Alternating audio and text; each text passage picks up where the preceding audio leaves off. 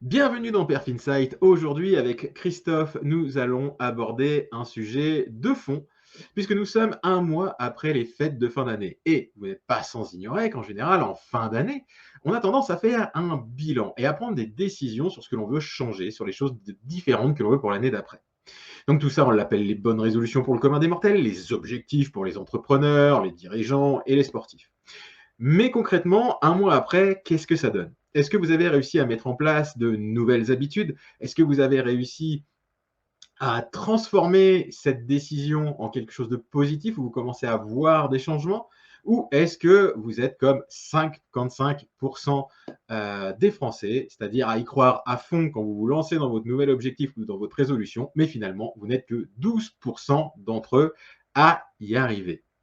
Et oui, c'est un sondage Ipsos fait sur 3000 personnes. Alors aujourd'hui, nous allons aborder ce sujet de fond, comprendre ce qu'est un objectif, comment le réaliser et sortir un peu des poncifs habituels, des smart et compagnie pour vraiment traiter le sujet de fond et amener vraiment une profonde réflexion là-dessus.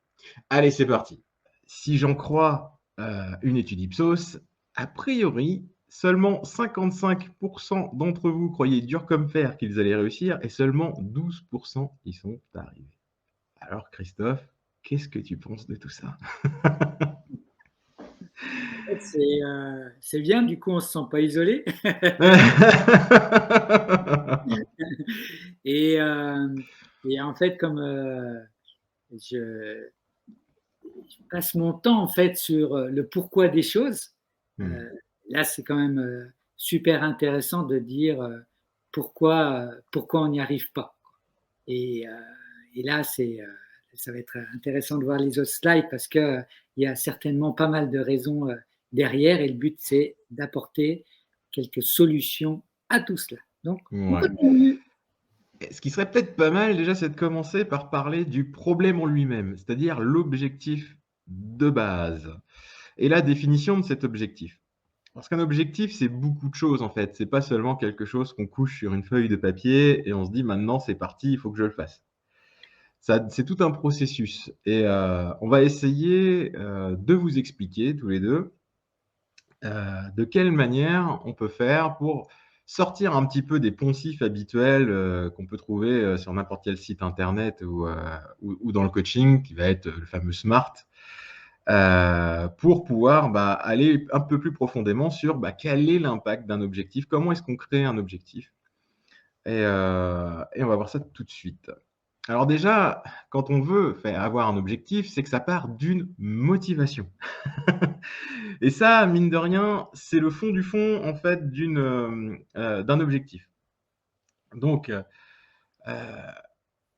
toi, Christophe, comment tu vois les choses autour de ces trois motivations qui sont la motivation extrinsèque, intrinsèque et prosociale? Déjà, je pense que c'est bien. Tu me connais, j'aime bien vulgariser les choses. Et puis, donc, ces termes, c'est vraiment bien parce qu'on arrive vraiment à mettre des mots justes sur, euh, sur quelque chose, mais il faut un peu expliquer en fait ce que veut dire extrinsèque, intrinsèque et prosocial. Hein. Donc, Il y a beaucoup à dire, ouais. ouais, tout à fait. Donc, je vais, pour que ce soit plus parlant, on va peut-être prendre un petit exemple. Hmm. Euh, un exemple assez à la mode en fait, avec le manque d'énergie et par exemple quelqu'un qui voudrait prendre son vélo pour, au lieu d'utiliser sa voiture. Et en fait, Hmm. la motivation extrinsèque serait que, par exemple, tous ses collègues au travail prennent le vélo et du coup, cette personne se dise, oula, si moi je ne la prends pas, je risque d'être mal perçu. Il faut à tout prix que je me motive. Enfin, il faut que.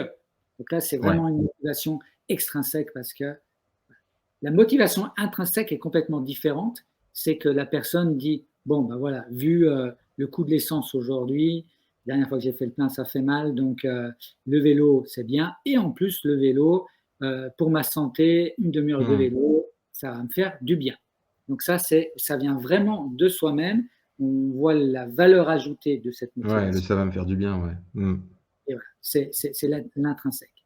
Hmm. Et après, le prosocial, c'est quand on a quelque chose qui est au-dessus de nous, qui vraiment nous motive. On parlait l'autre jour, Karl, ce fameux tennisman là, canadien, Aliassime, qui fait beaucoup pour les écoles au Togo, je crois.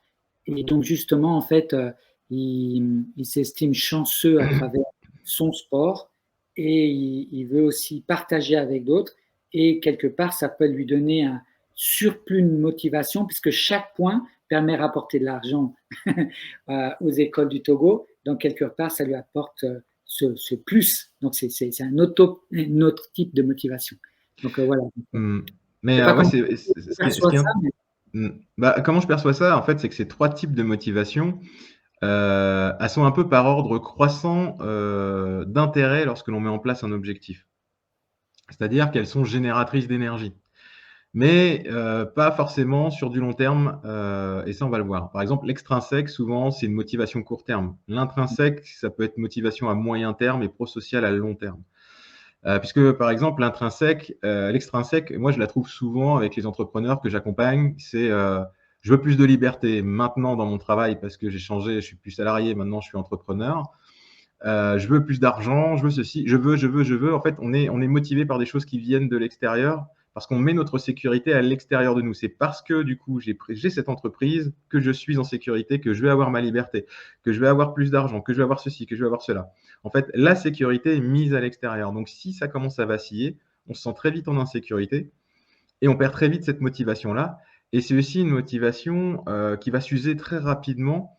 Et donc derrière, ça va plus du tout devenir une source de motivation. Donc si on se base uniquement sur cette source de motivation-là pour commencer un objectif, bah, très vite, quand on va l'avoir atteint, on va pas avoir envie d'aller plus loin. Ça va retomber. Typiquement, un grand sportif qu'on connaît tous les deux, qui avait un grand besoin de reconnaissance de la part de ses proches, quand il a réussi à devenir champion du monde, il a eu cette reconnaissance et derrière, il a perdu une grande partie de sa motivation, ce qui l'a empêché de performer derrière. Ce qu'on appelle, voilà, j'ai retrouvé le terme, l'habituation hédonique, c'est-à-dire on s'habitue au plaisir. Là, pour l'extrinsèque, voilà, c'est ça, on s'habitue au plaisir, ce qui fait que le truc qu'on a eu, voilà, ça n'a plus beaucoup d'intérêt parce qu'on l'a maintenant et c'est fini, en fait, ça diminue. L'intrinsèque, justement, ça va nous permettre de mettre sur du long terme quelque chose parce que ça vient de nous, c'est quelque chose qu'on a envie de faire, ça vient de l'intérieur, intrinsèque. Et la prosociale, c'est la contribution, c'est ce que tu disais tout à l'heure, mais elle va plus être génératrice d'inspiration, c'est-à-dire c'est quelque chose, on n'a pas forcément besoin d'y penser tous les matins, c'est quelque chose dans lequel on s'est intégré, quelque chose dans lequel on sait qu'on contribue, et qui va nous donner une énergie qui nous inspire, donc c'est-à-dire qui nous fait sortir de l'intérieur vers l'extérieur, et qui a le bénéfice d'inspirer aussi. C'est-à-dire que parce qu'on est inspiré par quelque chose, on devient inspirant, et les autres autour disent « Ah oui, il y a une contribution, etc. » En tout cas, voilà, c'est sûr. Super important autour de tout ça, c'est vraiment déjà de revoir les motivations que vous aviez posées sur papier et puis voir un peu dans quelle catégorie elles viennent. Et l'autre chose aussi qui est hyper importante, c'est on parle souvent entre nous de l'authenticité et des choses vraies. Et là, c'est vraiment important de se dire, OK, j'ai mis sur le papier cette motivation, mais est-ce que c'est vraiment quelque chose que j'ai au fond de moi que je souhaite vraiment faire ou pas? Donc là, ça c'est très important, ce côté-là. Ouais, il faut vraiment que ça soit relié à soi, sinon de toute façon, la motivation prosociale fonctionne pas du tout. Tout à fait. Voilà, là on arrive dans l'extrinsèque en fait. Je veux avoir de la notoriété. Voilà, c'est tout. C'est l'extérieur qui doit apporter cette sécurité-là à l'intérieur de moi. Donc bon, ça marche beaucoup moins bien. Et ensuite, eh bien, pareil, cet objectif, eh bien, il doit répondre à des besoins fondamentaux. Et ça, c'est vrai que ça fait partie de la base du travail dans l'accompagnement, de relier aux besoins, de relier aux valeurs, de relier à tout ça. Et c'est un gros travail qu'on fait aussi, moi et Christophe. Et Christophe, je sais que toi, tu mets la barre là-dessus parce que tant que tu n'as pas répondu aux besoins, c'est difficile de performer derrière. Tout à fait. Et en fait, on peut mettre ces 3 points, les besoins, en fait, à donner du sens à ce qu'on fait. En gros, c'est ça. C'est vraiment l'importance pourquoi on le fait, quoi. Et c'est pour ça que peut-être on peut, parce que je sais que des fois les gens c'est pas très clair entre en fait la différence entre besoin et envie, quoi, hein. Ah oui, tout à fait, ouais. Et un besoin c'est vraiment vital. Une envie ça peut être quelque chose de passager. On veut acheter une nouvelle voiture, on veut le dernier smartphone. Ouais, c'est souvent du superflu, ouais. Donc, Souvent, si on peut s'en passer, c'est que c'est juste une envie, c'est que c'est un désir. C'est en général, le besoin est souvent lié à la survie ou à des valeurs cardinales. Souvent, de toute façon, les valeurs sont reliées au besoin. C'est la valeur qui est génératrice du besoin. Et pour reprendre un peu ces 3 besoins fondamentaux là, ce besoin d'appartenance, eh bien ça va être, de faire partie justement d'une équipe, de pas forcément rester seul dans son coin, de faire quelque chose qui contribue au sein du groupe dans lequel on évolue. Je sais pas si tu vois d'autres choses à mettre autour de ce besoin d'appartenance, si tu veux le développer? Sur besoin d'appartenance, c'est assez intéressant parce que Mmh l'être humain vient de la notion de tribu et Ouais. il fallait, à tout prix être accepté dans la tribu et Ouais, c'est une même question de si, survie, ouais. on Mmh. a vraiment évolué dans le temps, il y a quand même, à l'intérieur de nous, heu, cette notion d'appartenance qui est très forte. Donc on aime bien, appartenir à un groupe, à une communauté, c'est important pour nous. Donc, Ouais, ouais, c'est ce besoin de se sentir utile, parce que l'utilité, provoque le besoin du groupe de nous intégrer et parce qu'on est dans le groupe, on est en sécurité. Parce qu'à la base, un être humain normalement isolé, à moins de s'appeler Bear Grylls et de se lâcher en pleine en pleine Amazonie pour bouffer des larves dégueulasses, je veux dire, c'est vrai qu'en dehors de ça, bon, bah, c'est le mode survivaliste, quoi, après derrière et souvent, c'est pas quelque chose de pérenne sur du long terme. On a besoin des autres, on a besoin de fédérer, on a besoin d'être intégré à un groupe de notre naissance. C'est quelque chose c'est un besoin qui s'exprime très, très, très, très, très tôt. Dès le début de la vie, en fait, on a besoin de se sentir intégré par ses parents, d'être protégé par ses parents, d'être aimé par ses parents. Et justement, le besoin d'appartenance, c'est aussi l'amour. L'amour est l'expression même du besoin d'appartenance. C'est l'amour qui permet justement de se sentir appartenir à un groupe, à une famille, à quelque chose. Donc souvent, ça va être lié à est-ce que vous avez de l'amour, en fait, dans cet objectif? Est-ce que vous avez mis de l'amour dedans? C'est une question à se poser, hein, vraiment. Quand on crée cet objectif, est-ce qu'il y a de l'amour dedans? Est-ce qu'on le fait par amour de soi, par amour des autres, par amour de quelque chose? Je trouve que c'est une bonne question à se poser et là, c'est rigolo parce que ça peut paraître un peu antinomique. Il y a le besoin d'autonomie, c'est-à-dire j'ai besoin d'appartenir à un groupe, mais j'ai besoin de mon ouais, j'ai besoin quand même de mon autonomie. Comment tu vois ça, toi? En fait, après pratiquement l'exemple que tu prenais, Mmh. avant avec, quelqu'un qui veut vraiment, s'isoler, aller, dans des contrées tout seul, pour faire certaines choses, voilà quoi, il le dit haut et fort, et on peut prendre, ceux qui montent l'Himalaya. Bon, les gars, ils le montent pas tout seuls, c'est vrai. Mais, ouais, c'est cette notion, d'indépendance, quoi. Ou alors, est-ce qu'on pourrait aller un peu plus, si je prends un exemple plus proche de moi, en fait, quand un enfant arrive, à l'âge adulte et veut vraiment prendre son indépendance, donc il a besoin d'autonomie pour dire: «Voilà, moi je veux faire de cette façon-là», donc Mmh. Mais c'est vrai que ce besoin d'autonomie, il peut venir dans le fait aussi de ne pas être un poids pour le groupe. C'est-à-dire de contribuer d'une manière, en fait, il est très synergique avec le besoin d'appartenance, au final, si on y réfléchit bien. Parce que si on a cette autonomie par rapport au groupe, c'est-à-dire je donne autant que je reçois. C'est ça en fait l'autonomie, finalement. Et de ne pas dépendre complètement, par exemple, pour sa subsistance, sa nourriture, enfin pour avoir un toit sur la tête, pour les soins, pour tout ça, de ne pas dépendre à 100%, c'est-à-dire d'apporter autant. Il y a ce besoin de justice, hein, au final, dans l'être humain. Donc, d'équilibre toujours, tu vois, dans les choses. En même temps, c'est très naturel parce qu'au final, on arrive sur un comportement qui peut devenir parasitaire. C'est-à-dire, je ne fais que prendre et je ne donne pas. Et donc, j'épuise l'environnement dans lequel je suis, je tue mon hôte, en fait. C'est-à-dire que de ne pas être autonome, ça met en péril le groupe tout à fait. parce qu'on Et déséquilibre son énergie. On a une façon différente d'en parler, mais c'est toujours la même chose. Là, on a commencé avec le besoin d'appartenance, mais qui a besoin aussi, avec ce besoin d'autonomie qui vient derrière, les deux sont en synergie, comme le troisième, le besoin de faculté, qui est d'exprimer sa préférence, ses compétences et de dire oui, mais moi, je suis différent en fait de mon collègue, c'est-à-dire que si on en revient à un mode tribal, c'est lui, il est bon pour la chasse, mais moi, je suis bon pour la cuisine ou moi, je suis un très bon chaman. Et ça sert à rien d'essayer de me faire grimper aux arbres si c'est pas là où je suis le meilleur. Si je suis un bon nageur, mais que je suis un très mauvais, je suis très mauvais pour aller chercher les fruits dans les arbres, il vaut mieux que j'aille chasser ou que j'aille pêcher plutôt que j'aille chercher des trucs dans les arbres. Et en fait, on prend plaisir naturellement à exercer nos talents. Et c'est pour ça justement qu'il y a ce besoin d'autonomie au début qui est très important pour les enfants, parce que c'est en devenant autonome et en faisant des choses par eux-mêmes qu'ils développent leur talent, en fait, tout simplement. Et du coup, le talent, c'est rien d'autre qu'une facilité du cerveau à actionner ses neurones d'une manière particulière pour faire une action particulière. Et en fait, petit à petit, en grandissant, il va faire le tri et il va garder les choses qui sont les plus faciles pour lui.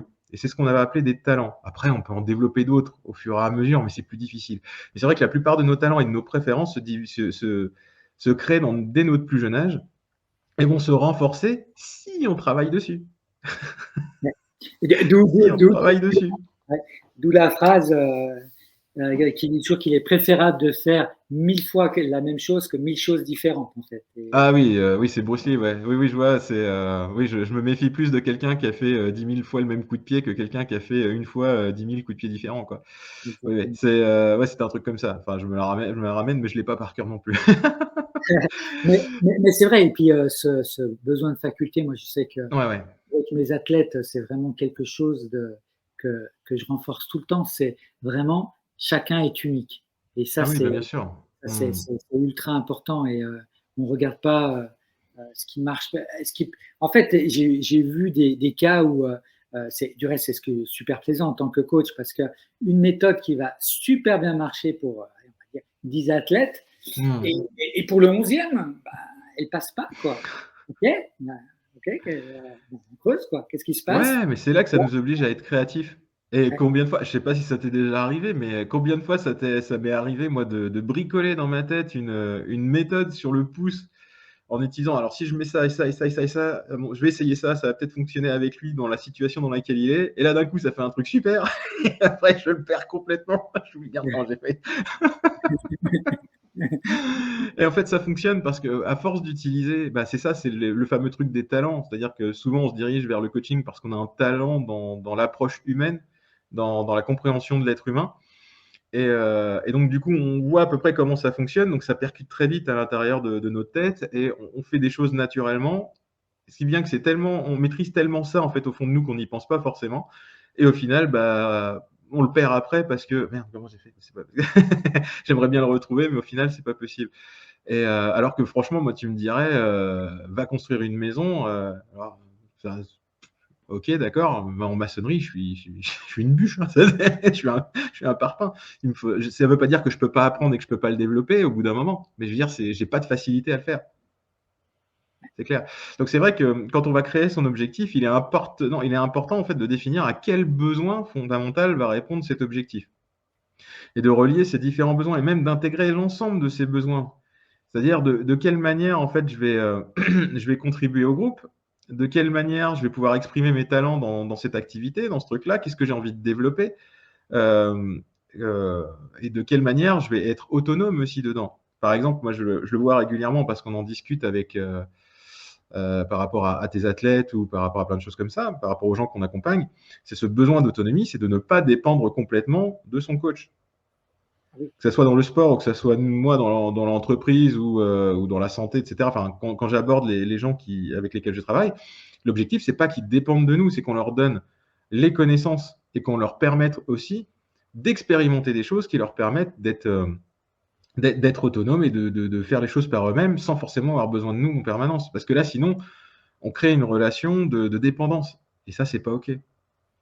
Et du reste, on Mm.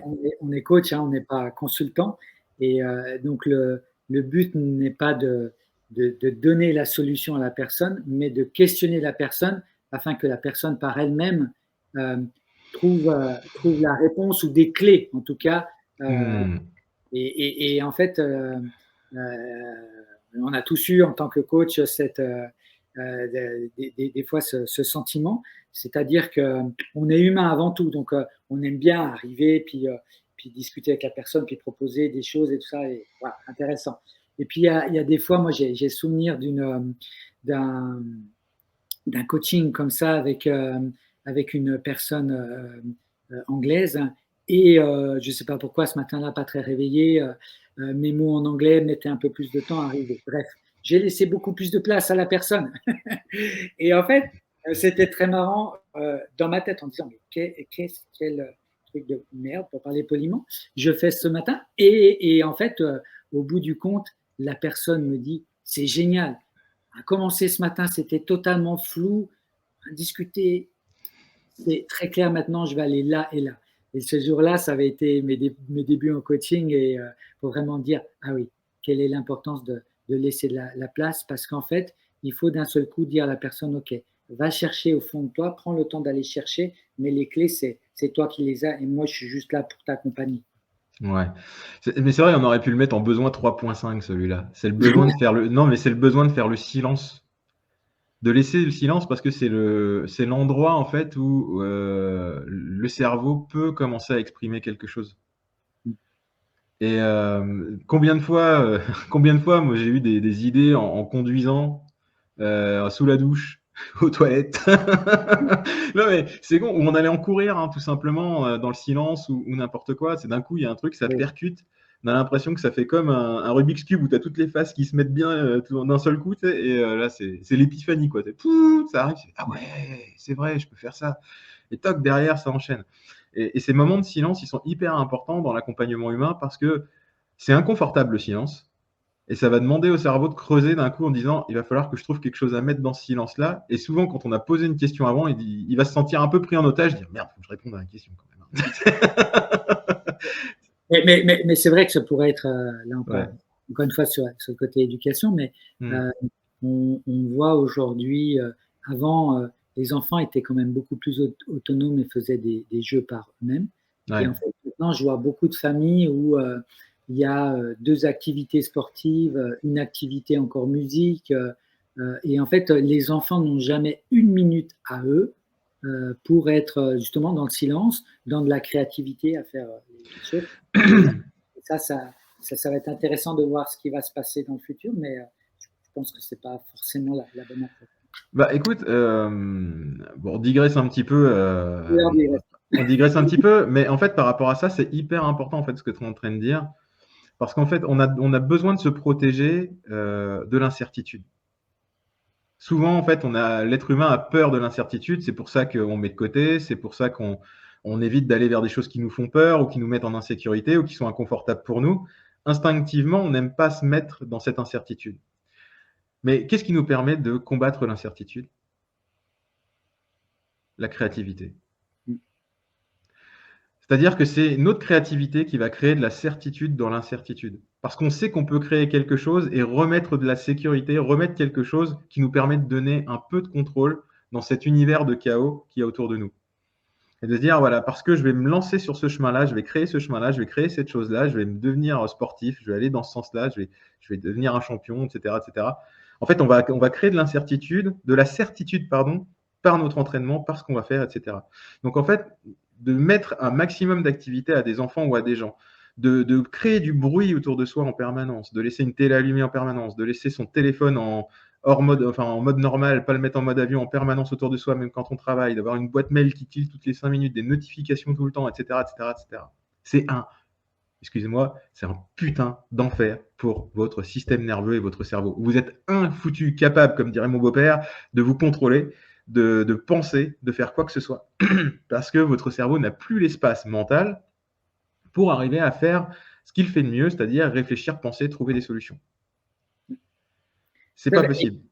Et en fait, je crois qu'on peut tout de suite faire le lien avec. En fait, ce qui est intéressant, c'est que motivation ne veut pas dire qu'il faut rajouter des surcouches et des surcouches. Hein. C'est pas forcément ça. Et Non, non, bien sûr. on parle de motivation, ça génère des émotions. Et qui dit émotion peut générer de la culpabilité derrière. Donc, il faut vraiment faire Oui, attention. ça, on va y venir, ouais. On va y venir là-dessus.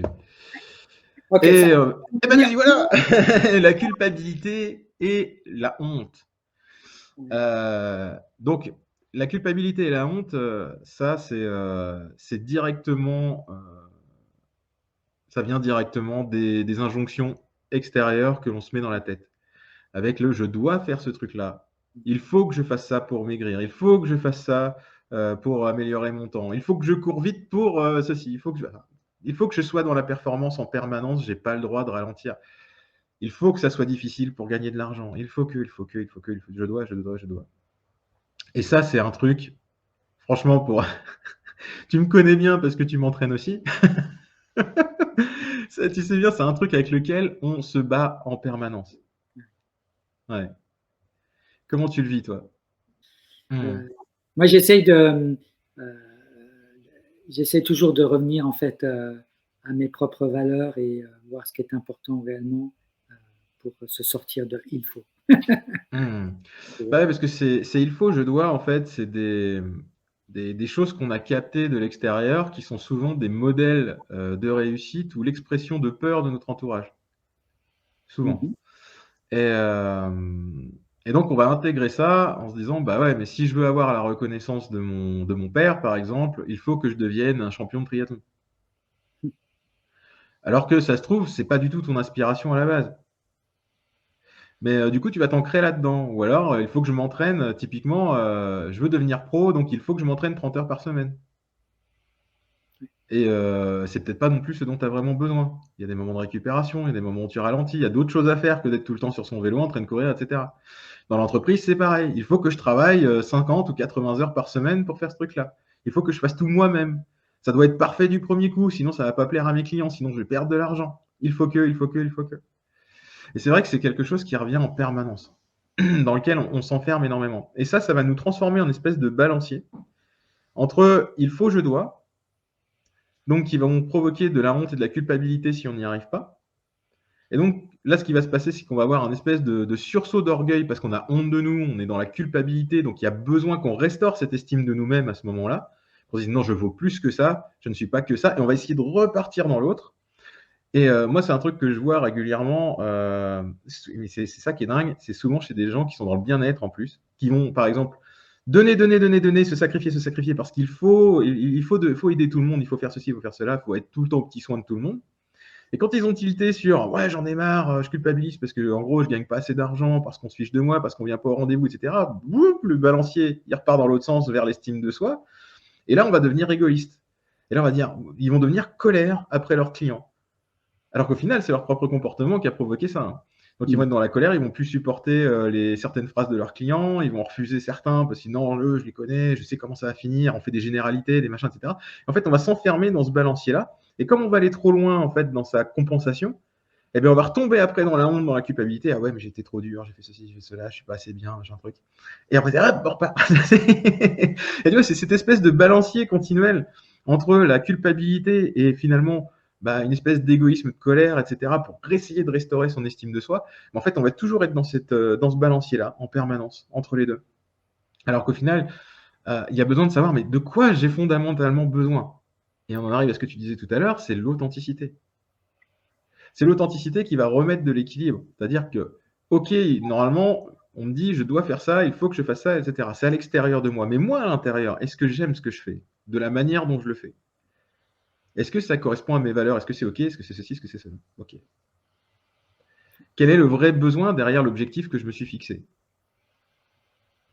Et parce qu'on va répondre à ce vrai besoin, et ça ne veut pas dire que, par exemple, mon père, je veux avoir la reconnaissance de mon père en courant du triathlon, on peut être parti là-dedans, et puis finalement le relier à autre chose derrière, à la fameuse motivation prosociale dont on parlait tout à l'heure, en disant ouais, mais ça me permet par exemple de donner des fonds pour les trucs d'handicapés qui comptent pour moi parce que j'ai un ami ou ma femme ou n'importe quoi, ou j'ai un enfant. On le relie à soi en fait, à quelque chose de l'intérieur de soi. On corrige en fait ce truc-là. C'est pour ça qu'on travaille avec un coach. C'est de se dire voilà, j'ai perdu la motivation, je suis plus en phase avec ce truc-là, j'arrive plus à performer, j'arrive plus à m'en sortir dans mon sport, mon entreprise, etc. Et c'est souvent justement parce qu'on n'est plus relié à quelque chose. On s'est perdu concrètement dans un processus qui ne nous convient pas. Tout à fait.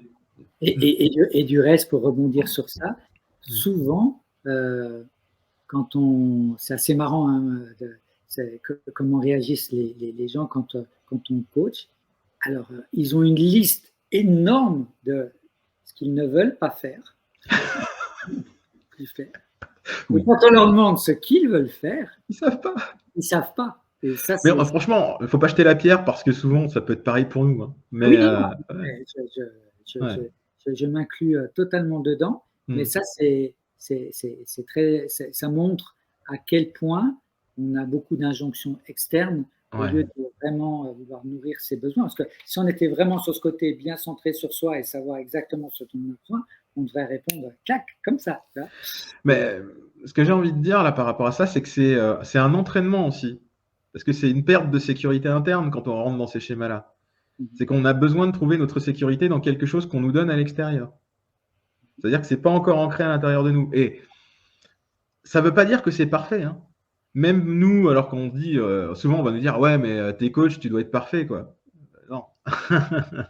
Non, je vais peut-être réagir plus vite parce que je suis entraîné. Mais j'ai un cerveau comme tout le monde, j'ai un système nerveux comme tout le monde et j'ai des biais comme tout le monde. Exactement. Et du reste, Mmh. on dit toujours Mmh. euh, que, en fait, moi, ça me fait toujours sourire parce que avec le temps, ben, quand on a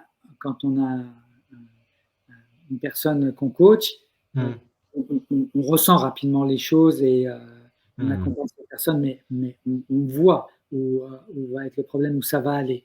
Mmh. Et ce qui est toujours super intéressant, c'est que par contre, quand on veut le faire pour soi-même, c'est même si on a tous les outils et on a nos biais qui font que ça marche pas toujours. Et les Non, ouais, meilleurs carrément. coachs, Mmh. nous non, puisqu'on fait ensemble souvent, euh, Mmh. on a besoin d'un autre coach, Ouais. justement, qui vienne poser les questions justes. Et des Mmh. fois, on se dit, ah, mais c'est fou, c'est devant mon nez, et je ne Ouais. suis pas capable de le voir, quoi. Mais Et ouais, ouais, carrément. Mais c'est pour ça qu'on a besoin de cette supervision ou d'avoir cette altérité. C'est-à-dire, c'est pour ça que, par exemple, on travaille souvent ensemble. C'est parce que je sais que quand je fais des conneries, tu vas me rentrer dedans. Et tu sais aussi que ça va être pareil dans l'autre sens. Parce qu'on a besoin de ce regard de l'autre, en fait, sur soi, pour contourner, en fait, toutes ces choses tous ces filtres, en fait, qu'on se met devant nous pour voir la réalité et qui nous empêchent d'avancer.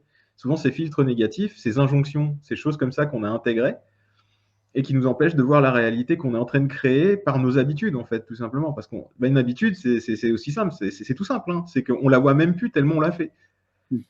C'est quelque chose d'automatique. On n'a pas besoin d'y penser. Donc, fatalement, mettre le doigt dessus, ça demande un effort. Donc, même si on peut avoir certaines facilités à avoir ce mode introspectif, à se dire, ah, il y a un truc qui colle pas, là, je vois ce truc-là, on peut très bien le savoir dans notre tête et pas l'avoir intégré dans le corps. Et c'est ce travail-là, justement, qui va aider à faire ce travail-là avec quelqu'un qui va nous aider à dire: «Ah oui, non mais d'accord, OK, c'est là que ça va pas». On va nous emmener à l'intérieur parce qu'il va y avoir l'émotion qui va se créer, on va connecter tout ensemble et là, d'un coup, on va se dire: «Non, là, il faut absolument que ça change» et on va créer un nouveau narratif, on va créer une nouvelle sortie, un nouvel objectif, on va reconnecter à quelque chose à l'intérieur de soi et ça va pouvoir avancer dans l'autre sens. Alors, et ben là, on en arrive à une des questions. l'identité. Eh oui, on en arrive à une question fondamentale quand on veut réaliser un objectif, c'est qui je deviens en réalisant cet objectif? Qui je deviens? Et franchement, moi, je trouve que c'est la question la plus puissante, heu, pour savoir, en fait, est-ce que la personne que je vais devenir en réalisant cet objectif dans ma tête déjà aujourd'hui, elle me plaît ou pas?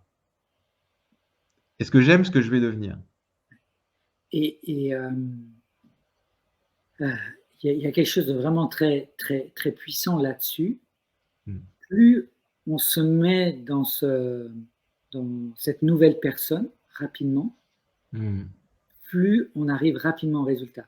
Et donc, par exemple, une question qui peut être très puissante, c'est, par exemple, je veux changer en me disant, ben voilà, dans 3 ans, je veux être perçu comme ça, comme coach, je veux faire ça.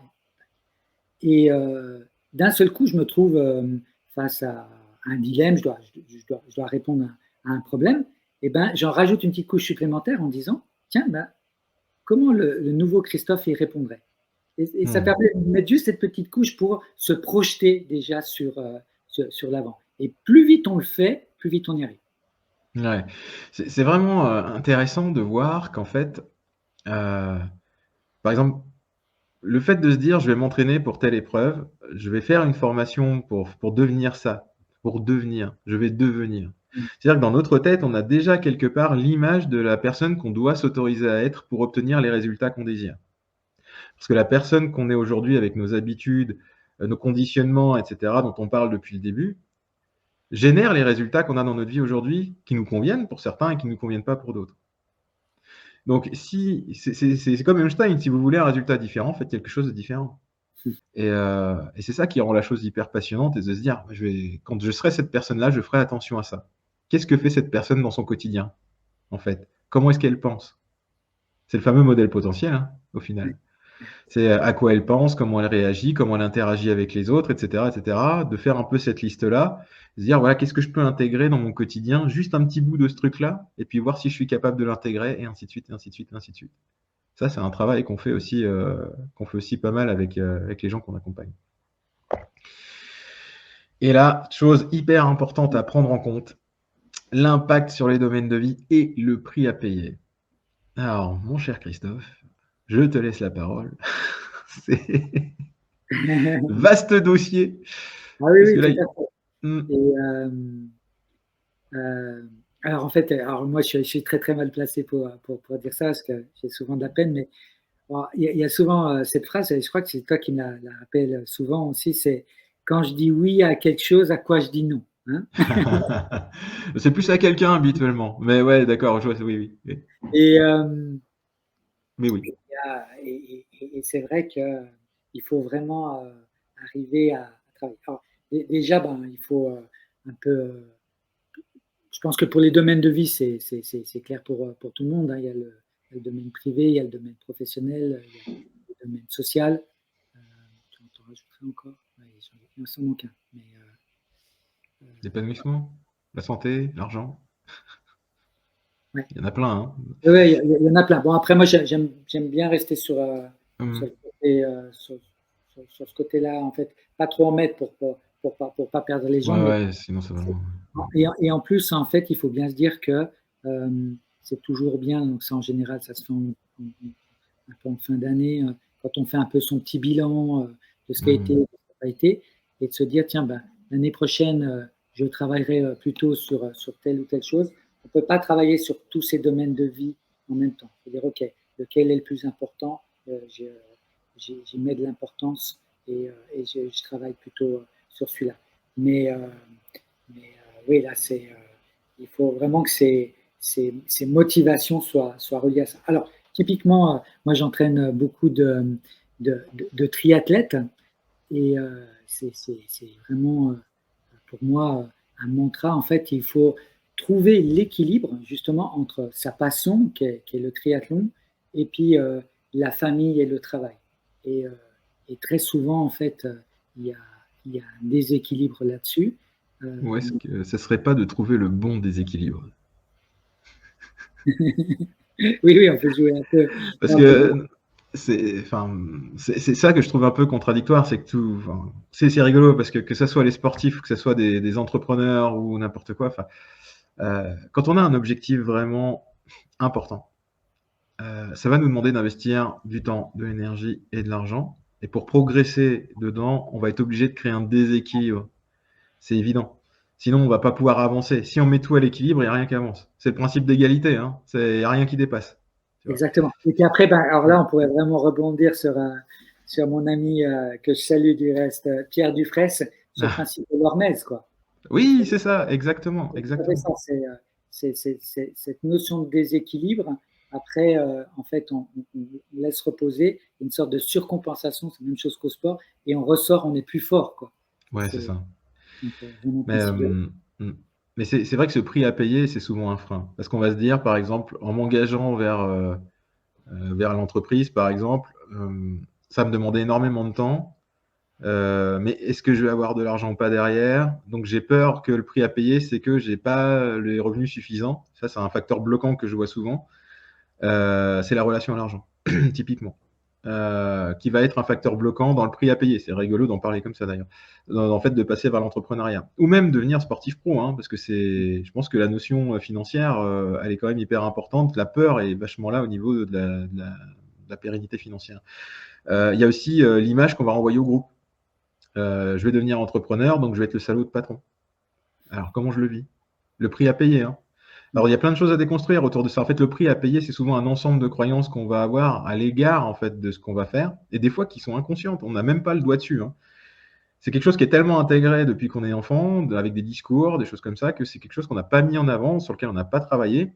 Et donc, on a une peur instinctive en fait de se lancer dans ce truc-là, et ça va nous faire procrastiner. La fameuse procrastination grise.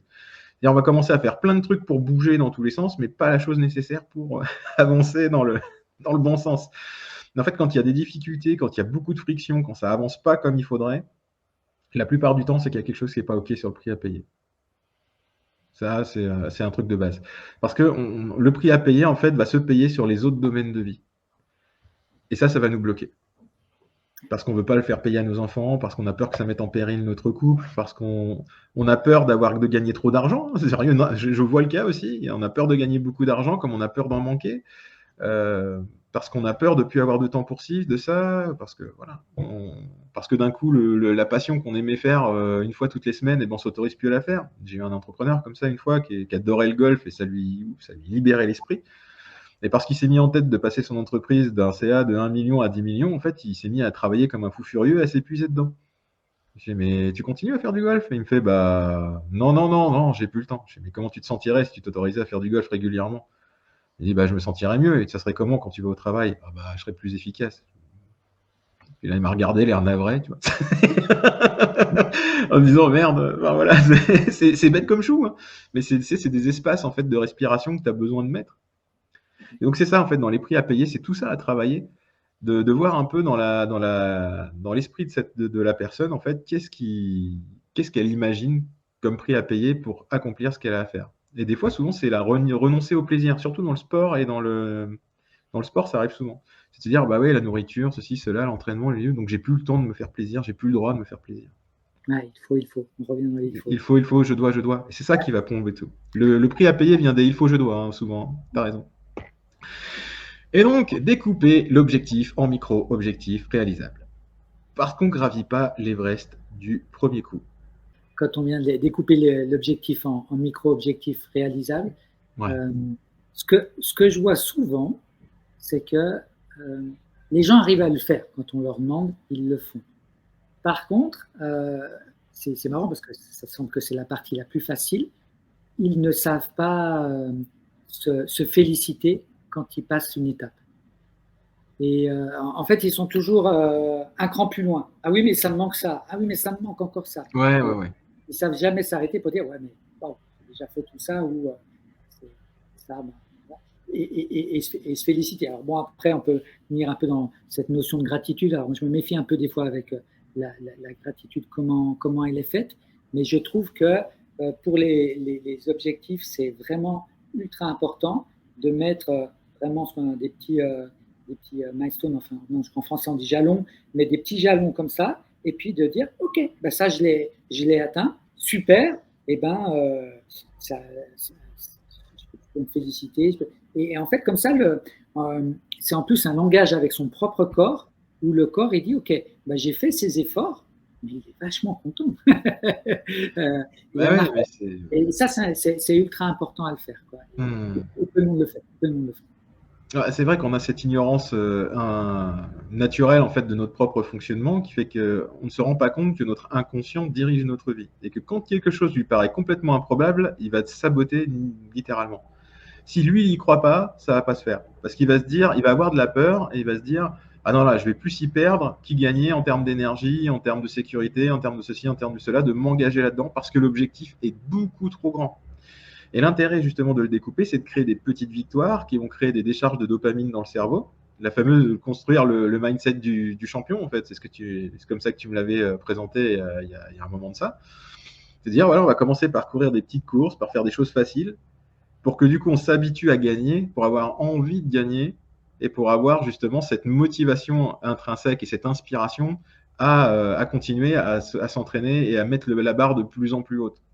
De sorte que finalement, c'est comme quand on monte une échelle. Si on essaye de grimper directement sur la barre du milieu sans prendre les autres, bah en fait, on va se galérer, ça va durer des plombs, mais on va pas arrêter de sauter comme un imbécile.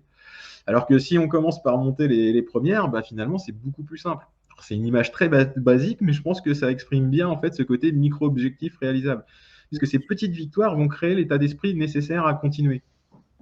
Et en fait, tu te rappelles, on avait parlé de cette histoire, en fait, sur Ironman, sur mes premiers Ironman, donc les gens qui ne connaissent pas, donc c'est natation, vélo, course à pied sur vraiment longue distance avec natation 3 km 8 vélo 180 et un marathon à 42 km à la fin. Et en fait, imaginez-vous à la fin du vélo, en fait, il faut encore faire un marathon. Bon, si on part avec cet état d'esprit, il faut faire un marathon, franchement, on ressort même pas de la zone de transition. On reste parce qu'on dit non, c'est pas possible. Si on est assez fait pour aujourd'hui, c'est bon. Et la notion de micro-objectif, là, était vraiment marrante, hein, dans le sens où j'avais fait 2-3 Ironman où mentalement, ça lâchait. Donc, j'avais lu dans un magazine, en fait, cette notion de micro-objectif. Et donc, je l'ai appliquée. Donc, je me disais, ça montre à quel point ça fait longtemps que je faisais ça, puisque je m'étais fixé, OK, je vais jusqu'à la cabine téléphonique là-bas. Quand j'arrivais à la cabine, je me félicitais, super, tu l'as fait, tu peux arriver. Et après, je mettais jusqu'à l'arbre qui était là-bas. Enfin, je me fixais des objectifs comme ça. Et en fait, ce qui était super intéressant, c'était qu'en plus, j'occupais mon esprit comme ça. Oui. Je félicitais les séances. Et bon an, mal an, ça avançait. Et d'un coup, je me dis, ah, mais ça va le faire, quoi. Et, Carrément. Et donc, ça, c'est quand même. Et franchement, c'est. On en parle souvent parce qu'entre le monde, moi j'étais cadre, une grosse société financière aussi, et je sais très bien comment ça marche dans ce domaine, mais que ce soit dans le domaine privé, que ce soit dans le domaine professionnel, que ce soit dans le domaine sportif, la mécanique reste la même. Oui, c'est inévitable. Si les objectifs sont trop grands et qu'en plus derrière on se traite d'incapable parce qu'il y a le je dois, il faut, les fameuses injonctions, mais bon, ça, c'est pas possible, ça n'avancera jamais. Donc c'est vital en fait ce découpage en micro-objectifs réalisables. Et en même temps, ça demande des efforts qui sont moins considérables et ça laisse le temps au corps de s'adapter à l'effort, d'une manière ou d'une autre, parce qu'au final, on parle d'effort. Mais ce qu'on comprend pas, c'est que l'effort, ça fait un pic, mais après ça redescend et après on arrive sur une vitesse de croisière supportable. C'est-à-dire que ça reste pas un effort tout le temps. C'est un effort au début, le temps de lancer la machine, et après ça devient une habitude. L'habitude, c'est juste une optimisation du corps physiologique. Hein. C'est parce qu'il a tellement l'habitude de fonctionner de la même manière, d'un point de vue nerveux, d'un point de vue hormones, d'un point de vue chimie, etc., qu'au final, ça se fait très très vite et très très simplement. Et on n'y fait même plus attention. Et c'est ça qui est merveilleux. Le corps humain et l'esprit humain est merveilleux par rapport à ça. Donc il faut juste accepter le fait qu'au début, il y ait toujours une phase d'inconfort, mais que il ne faut pas mettre cet inconfort trop haut parce que sinon c'est comme la chaleur. Hein. On peut mettre la main sur un radiateur et il n'est pas trop chaud et ça va. Et puis on met la chaudière à fond et on se brûle la main, quoi. Donc il faut juste monter tranquillement la chaleur, tu vois, pour arriver à monter. C'est le coup de la grenouille dans la casserole. Hein. Si tu veux mettre une grenouille dans une casserole d'eau bouillante, c'est sûr que si tu la jettes dedans alors qu'elle s'about, elle va sauter direct. Mais si tu la fais monter doucement la température, tu la fais bouillir. C'est la même chose. Tu avales le crapaud, c'est le cas de le dire. C'est hop, tu montes un peu la température tranquillement, et puis l'effort, tu vas pas le sentir, et au bout d'un moment, ça va passer. Et ça, il n'y a pas 40 façons de le réaliser. Alors, dans l'accomplissement des micro-objectifs, j'ai deux questions que j'aime poser. C'est déjà, qu'est-ce qui est important dans ce micro-objectif? Qu'est-ce qui est le plus important en fait pour toi? Et aussi, la deuxième question que je trouve extrêmement puissante, parce que de se la poser en boucle, en fait, d'avoir des moments de réflexion profonde, c'est pour quelle raison j'ai réussi à accomplir cet objectif. Alors, on remplace cet objectif par ce que vous voulez accomplir au présent, parce qu'en fait, ça va aider à recalibrer, c'est-à-dire qu'instinctivement, vous allez penser au bon comportement que vous avez besoin d'avoir pour réaliser cet objectif. Et petit à petit, à force de vous le dire, à force de vous le répéter, etc., vous allez recalibrer votre subconscient, c'est-à-dire toute la machinerie à laquelle que vous ne voyez pas. C'est pour ça que c'est subconscient, c'est en dessous, c'est ce qu'il y a sous l'iceberg, sous la surface de l'iceberg, et qui va vous aider justement à vous mettre en cohérence, à utiliser un biais du cerveau qui s'appelle le biais de cohérence, qui lui dit bah ouais, mais tu as déjà fait ça ou tu as déjà pensé à ça, si tu fais pas ça, tu n'es pas cohérent. Donc ça génère une tension, il va vouloir aller instinctivement vers ce à quoi vous allez penser. Donc pour quelle raison je réussis à courir un marathon? Là, on va pouvoir penser à énormément de choses. Je fais attention à ma nutrition, je fais attention à mes temps de repos, je courrais mieux. Si je prends un temps pour m'occuper de mes enfants et passer un temps agréable avec mes enfants et ma femme, bah, j'aurai meilleure conscience, donc il faut que je mette ça en place, etc., etc. Il y a plein de choses qui peuvent émerger à ce moment-là. C'est la même chose pour l'entreprise, c'est la même chose pour n'importe quel objectif que vous pouvez avoir. Mais c'est simplement de se poser, c'est un instant méditatif quasiment, où vous allez vous interroger vous-même sur pour quelles raisons vous allez réussir à faire ce micro-objectif. Et vous Et, allez générer de la motivation. et alors, souvent, parce que en fait, je m'amuse beaucoup aussi avec mes athlètes dans le fait que j'amène le coaching, mais dans sa globalité, donc avec ces questions-là aussi, pas simplement un plan d'entraînement. Mais ce qui est aussi super intéressant, c'est qu'il faut vraiment, quand on discute avec une personne sur ces micro-objectifs, vraiment aussi clarifier entre ce qui est sous son contrôle à cette Oui, personne et ce qui n'est pas sous son contrôle. Donc, si je donne un exemple concret, quelqu'un qui dit je veux gagner cette course, c'est pas du tout sous son contrôle. Elle ne sait pas qui c'est qui va s'inscrire à cette course. Et ouais, voilà. il faut créer une soupape de sécurité. Ouais. Et donc, il faut vraiment la personne dire, OK, ben aujourd'hui, tu es à ce niveau-là. Si on travaille de telle et telle façon, tu peux arriver. Donc, on peut définir une fourchette de temps. Et encore, ça reste relativement sous contrôle, puisqu'on peut être victime, par exemple, un jour, ça fasse très chaud et ça change la donnée, tout ça. Mais il faut quand même rester sur des objectifs qui soient propres à la personne et non dépendants des autres. Parce qu'autrement, il peut y avoir une sorte de frustration d'une personne qui a fait une très belle course, mais qui termine 5e, dit oh, mais je voulais gagner. Ouais. Mais justement, là, on peut effectivement dépolariser la question après derrière, dépolariser l'affirmation. Je dis, mais quels sont les bénéfices pour toi d'échouer? Et c'est hyper dur en fait hein, quand on arrive. Quels sont les bénéfices pour toi d'échouer dans cette situation-là? Et quels sont les désavantages pour toi de réussir dans cette situation-là? Ce qui est rigolo, c'est que ça va remettre de la balance en fait dans les émotions et ça va permettre d'avoir l'esprit beaucoup plus clair en même temps derrière pour accomplir l'objectif. Parce que finalement, bah, ça veut dire quoi? Si on échoue à ce moment-là parce qu'il y a eu plein de problèmes en course parce qu'on n'était pas prêt, là, ça nous met le doigt sur. Bah, c'est pas confortable, mais ça nous met l'attention en tout cas sur là où on doit progresser. Il faut l'accepter comme un professeur en fait. Et du reste, j'ai une petite histoire toujours reliée au triathlon. C'est ma passion. Bah. Mais en fait, un jeune athlète français qui était assez prometteur, hein, mais qui n'était pas très connu avant 2022. Et en fait, ça s'est passé un petit événement où il va à une course. Et en fait, même lui s'en amusait. C'était une course contre d'autres athlètes. Et puis, il a fait un peu comme les boxeurs avant, c'est-à-dire qu'il les a un peu chauffés. Simplement, ça se passe ça dans le monde du triathlon. Et les autres n'ont pas aimé du tout. Oui, je me rappelle. Et du coup, en fait, la presse s'est un peu mis, même sa famille s'est mis contre lui en disant écoute, Sam, c'est pas dans les valeurs de nos familles, etc. Et pour pas faire l'histoire trop longue, le gars au championnat du monde à Hawaï fait une course incroyable. Il termine 2e et il n'a pas été très loin de gagner. Et ce qui est super dans l'histoire, c'est que en suivant après ses interviews il expliquait que s'il n'avait pas eu cet événement dans l'année, jamais il faisait 2e sur cette course.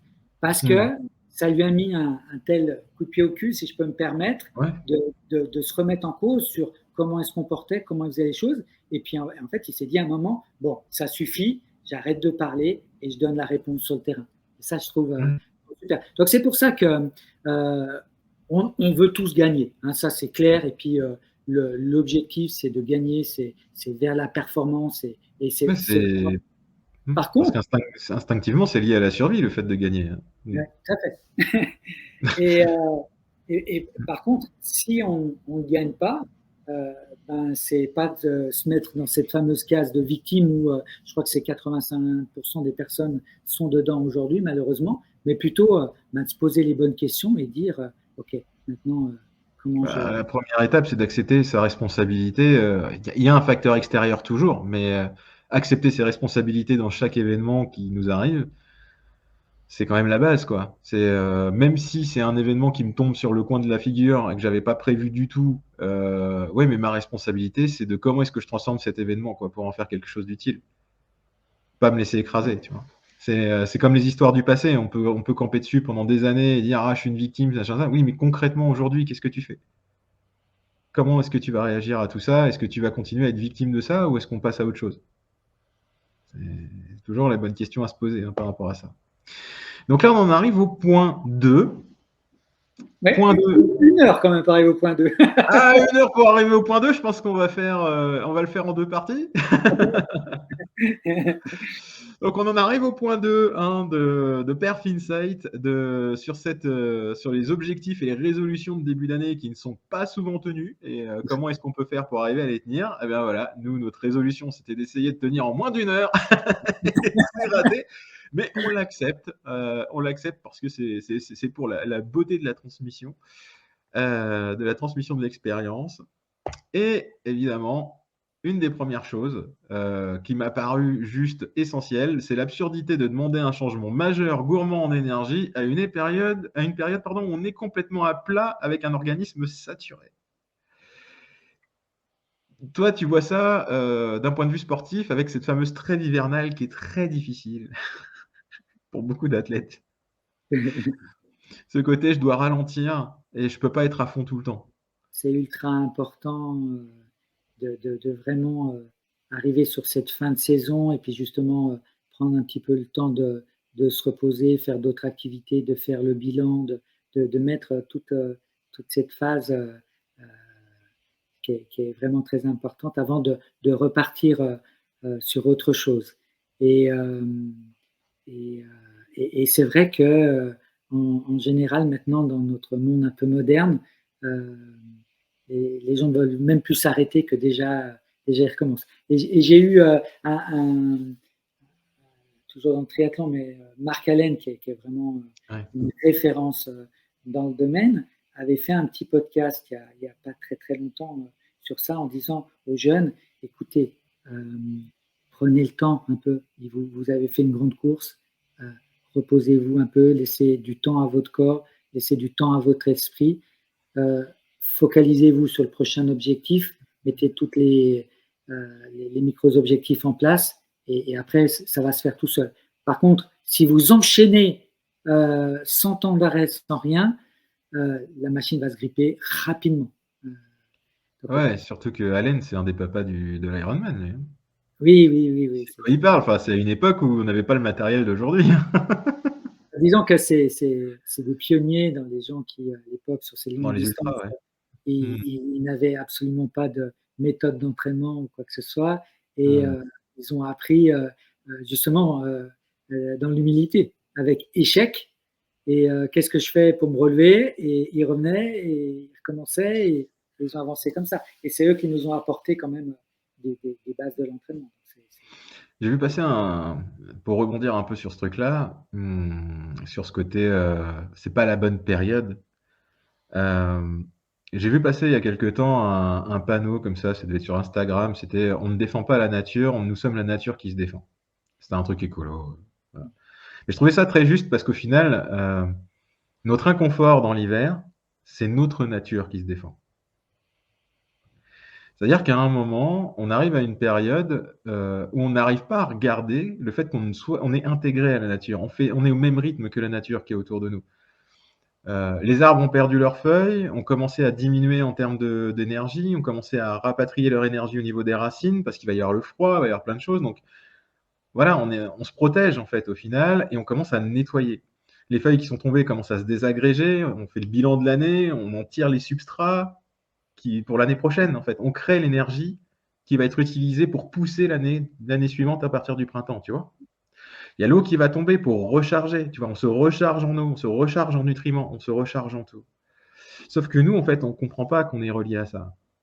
C'est un des gros problèmes qu'on a aujourd'hui. C'est-à-dire qu'on arrive en phase, peu importe la phase de l'année, à fond, à fond, à fond, à fond, à fond. Il faut garder le même niveau. On est dans les injonctions dont on parlait tout à l'heure encore. Je dois, il faut. Et on arrive à cette période d'hiver où, normalement, on a commencé à ralentir au niveau de notre activité. Mais de la même manière que l'ours va se mettre en hibernation, on n'a pas le même fonctionnement, mais on a besoin de se remettre en mode repos, ce mode reconstruction.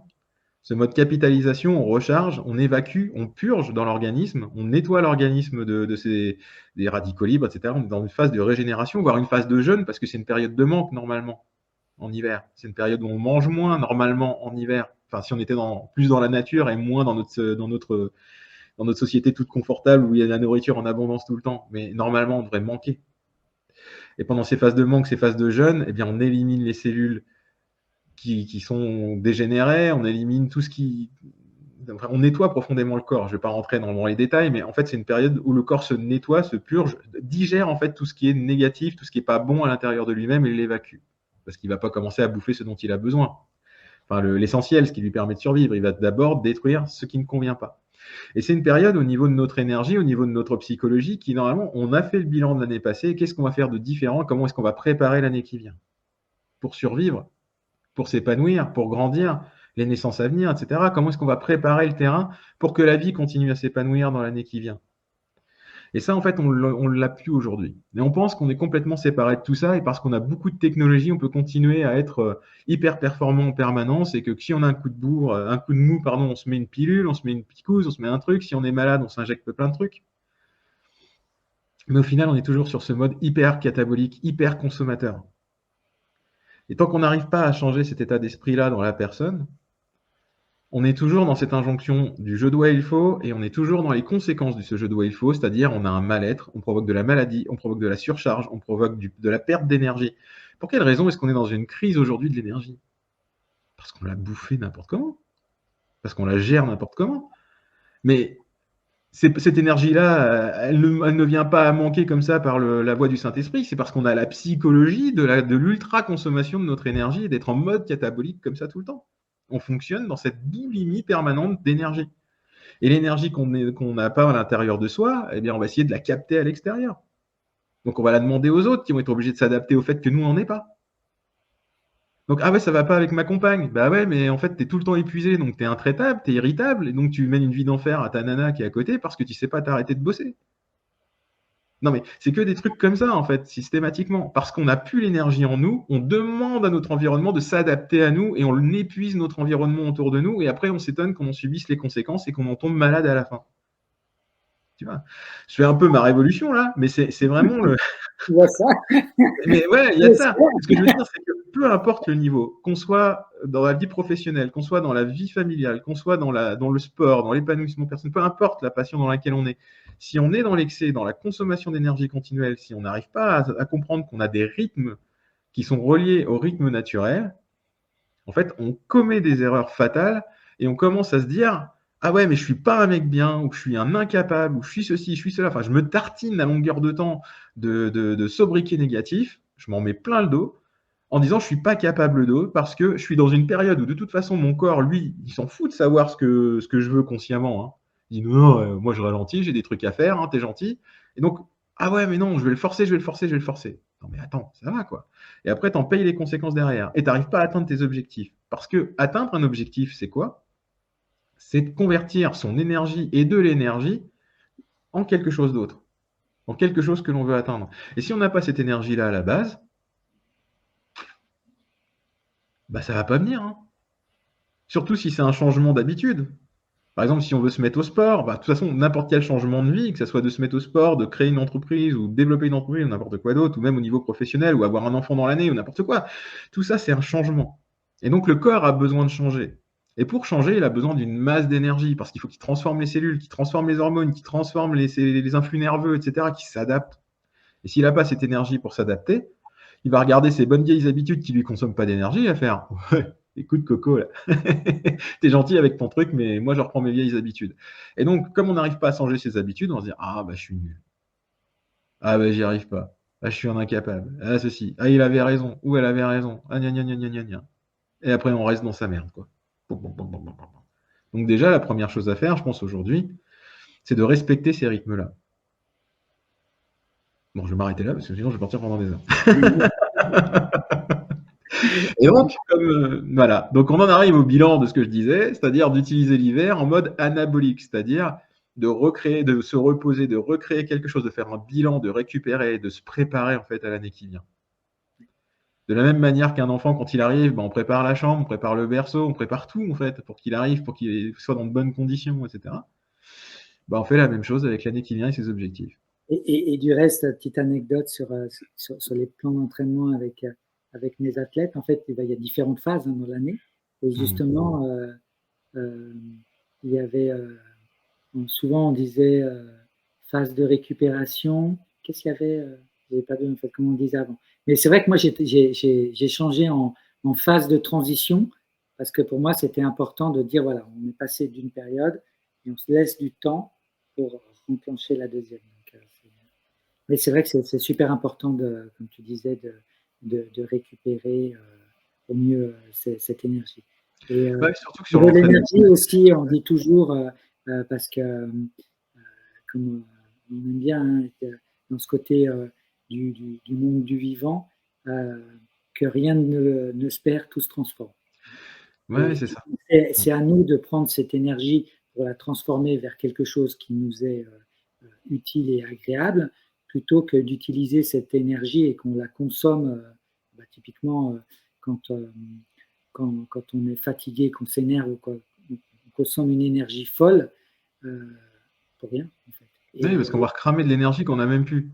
Et donc du coup, quand on va vouloir faire quelque chose de bien, on a une motivation qui arrive derrière, mais on n'a même plus l'énergie pour le faire parce qu'on a tout consommé dans de l'énervement, de l'agacement, du manque de sommeil. Mais oui, mais parce qu'on est habitué en fait à vivre dans un monde d'abondance énergétique. On n'a pas, c'est impensable en fait pour énormément de monde au début, enfin du moins jusqu'à ce qu'ils prennent conscience de leur fonctionnement, qu'il y a des moments où, t'as pas assez d'énergie. C'est comme un compte en banque. Si t'as pas assez sur ton compte, t'achètes pas. Et si tu veux acheter quand même, tu te prends un gros emprunt à la conso bien dégueulasse avec un gros TEG, et après tu galères pour récupérer ton truc. Et ça te plombe pendant des années. C'est exactement la même chose. En fait, plus on va consommer comme ça notre énergie, et plus on va vivre à crédit sur le jour d'après. Et c'est un effet boule de neige. Mais bon, ça, il faut en prendre conscience. Alors, oui, effectivement, on se disait plutôt de démarrer avec le printemps, c'est-à-dire au fur et à mesure, quand on a fait les bilans, etc., quand le printemps arrive et qu'on sent l'énergie qui remonte parce qu'on a respecté ces rythmes-là, qu'on a fait les bilans, etc., de repartir dans l'autre sens, de faire des lancements, de faire des essais-erreurs, de progresser de nouveau.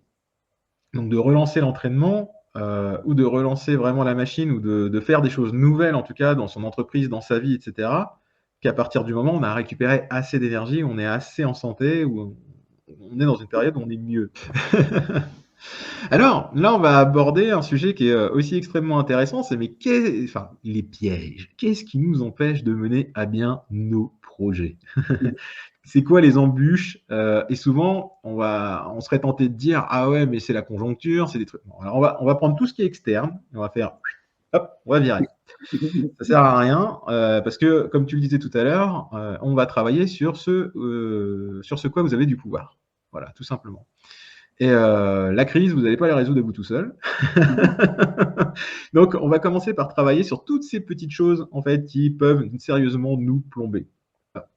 En commençant par le premier biais qui nous amène dans ces négociations permanentes, c'est la compensation morale. Et je sais, Christophe, qu'il est très friand de celui-là. Est-ce que tu veux nous en parler un peu de celui-là?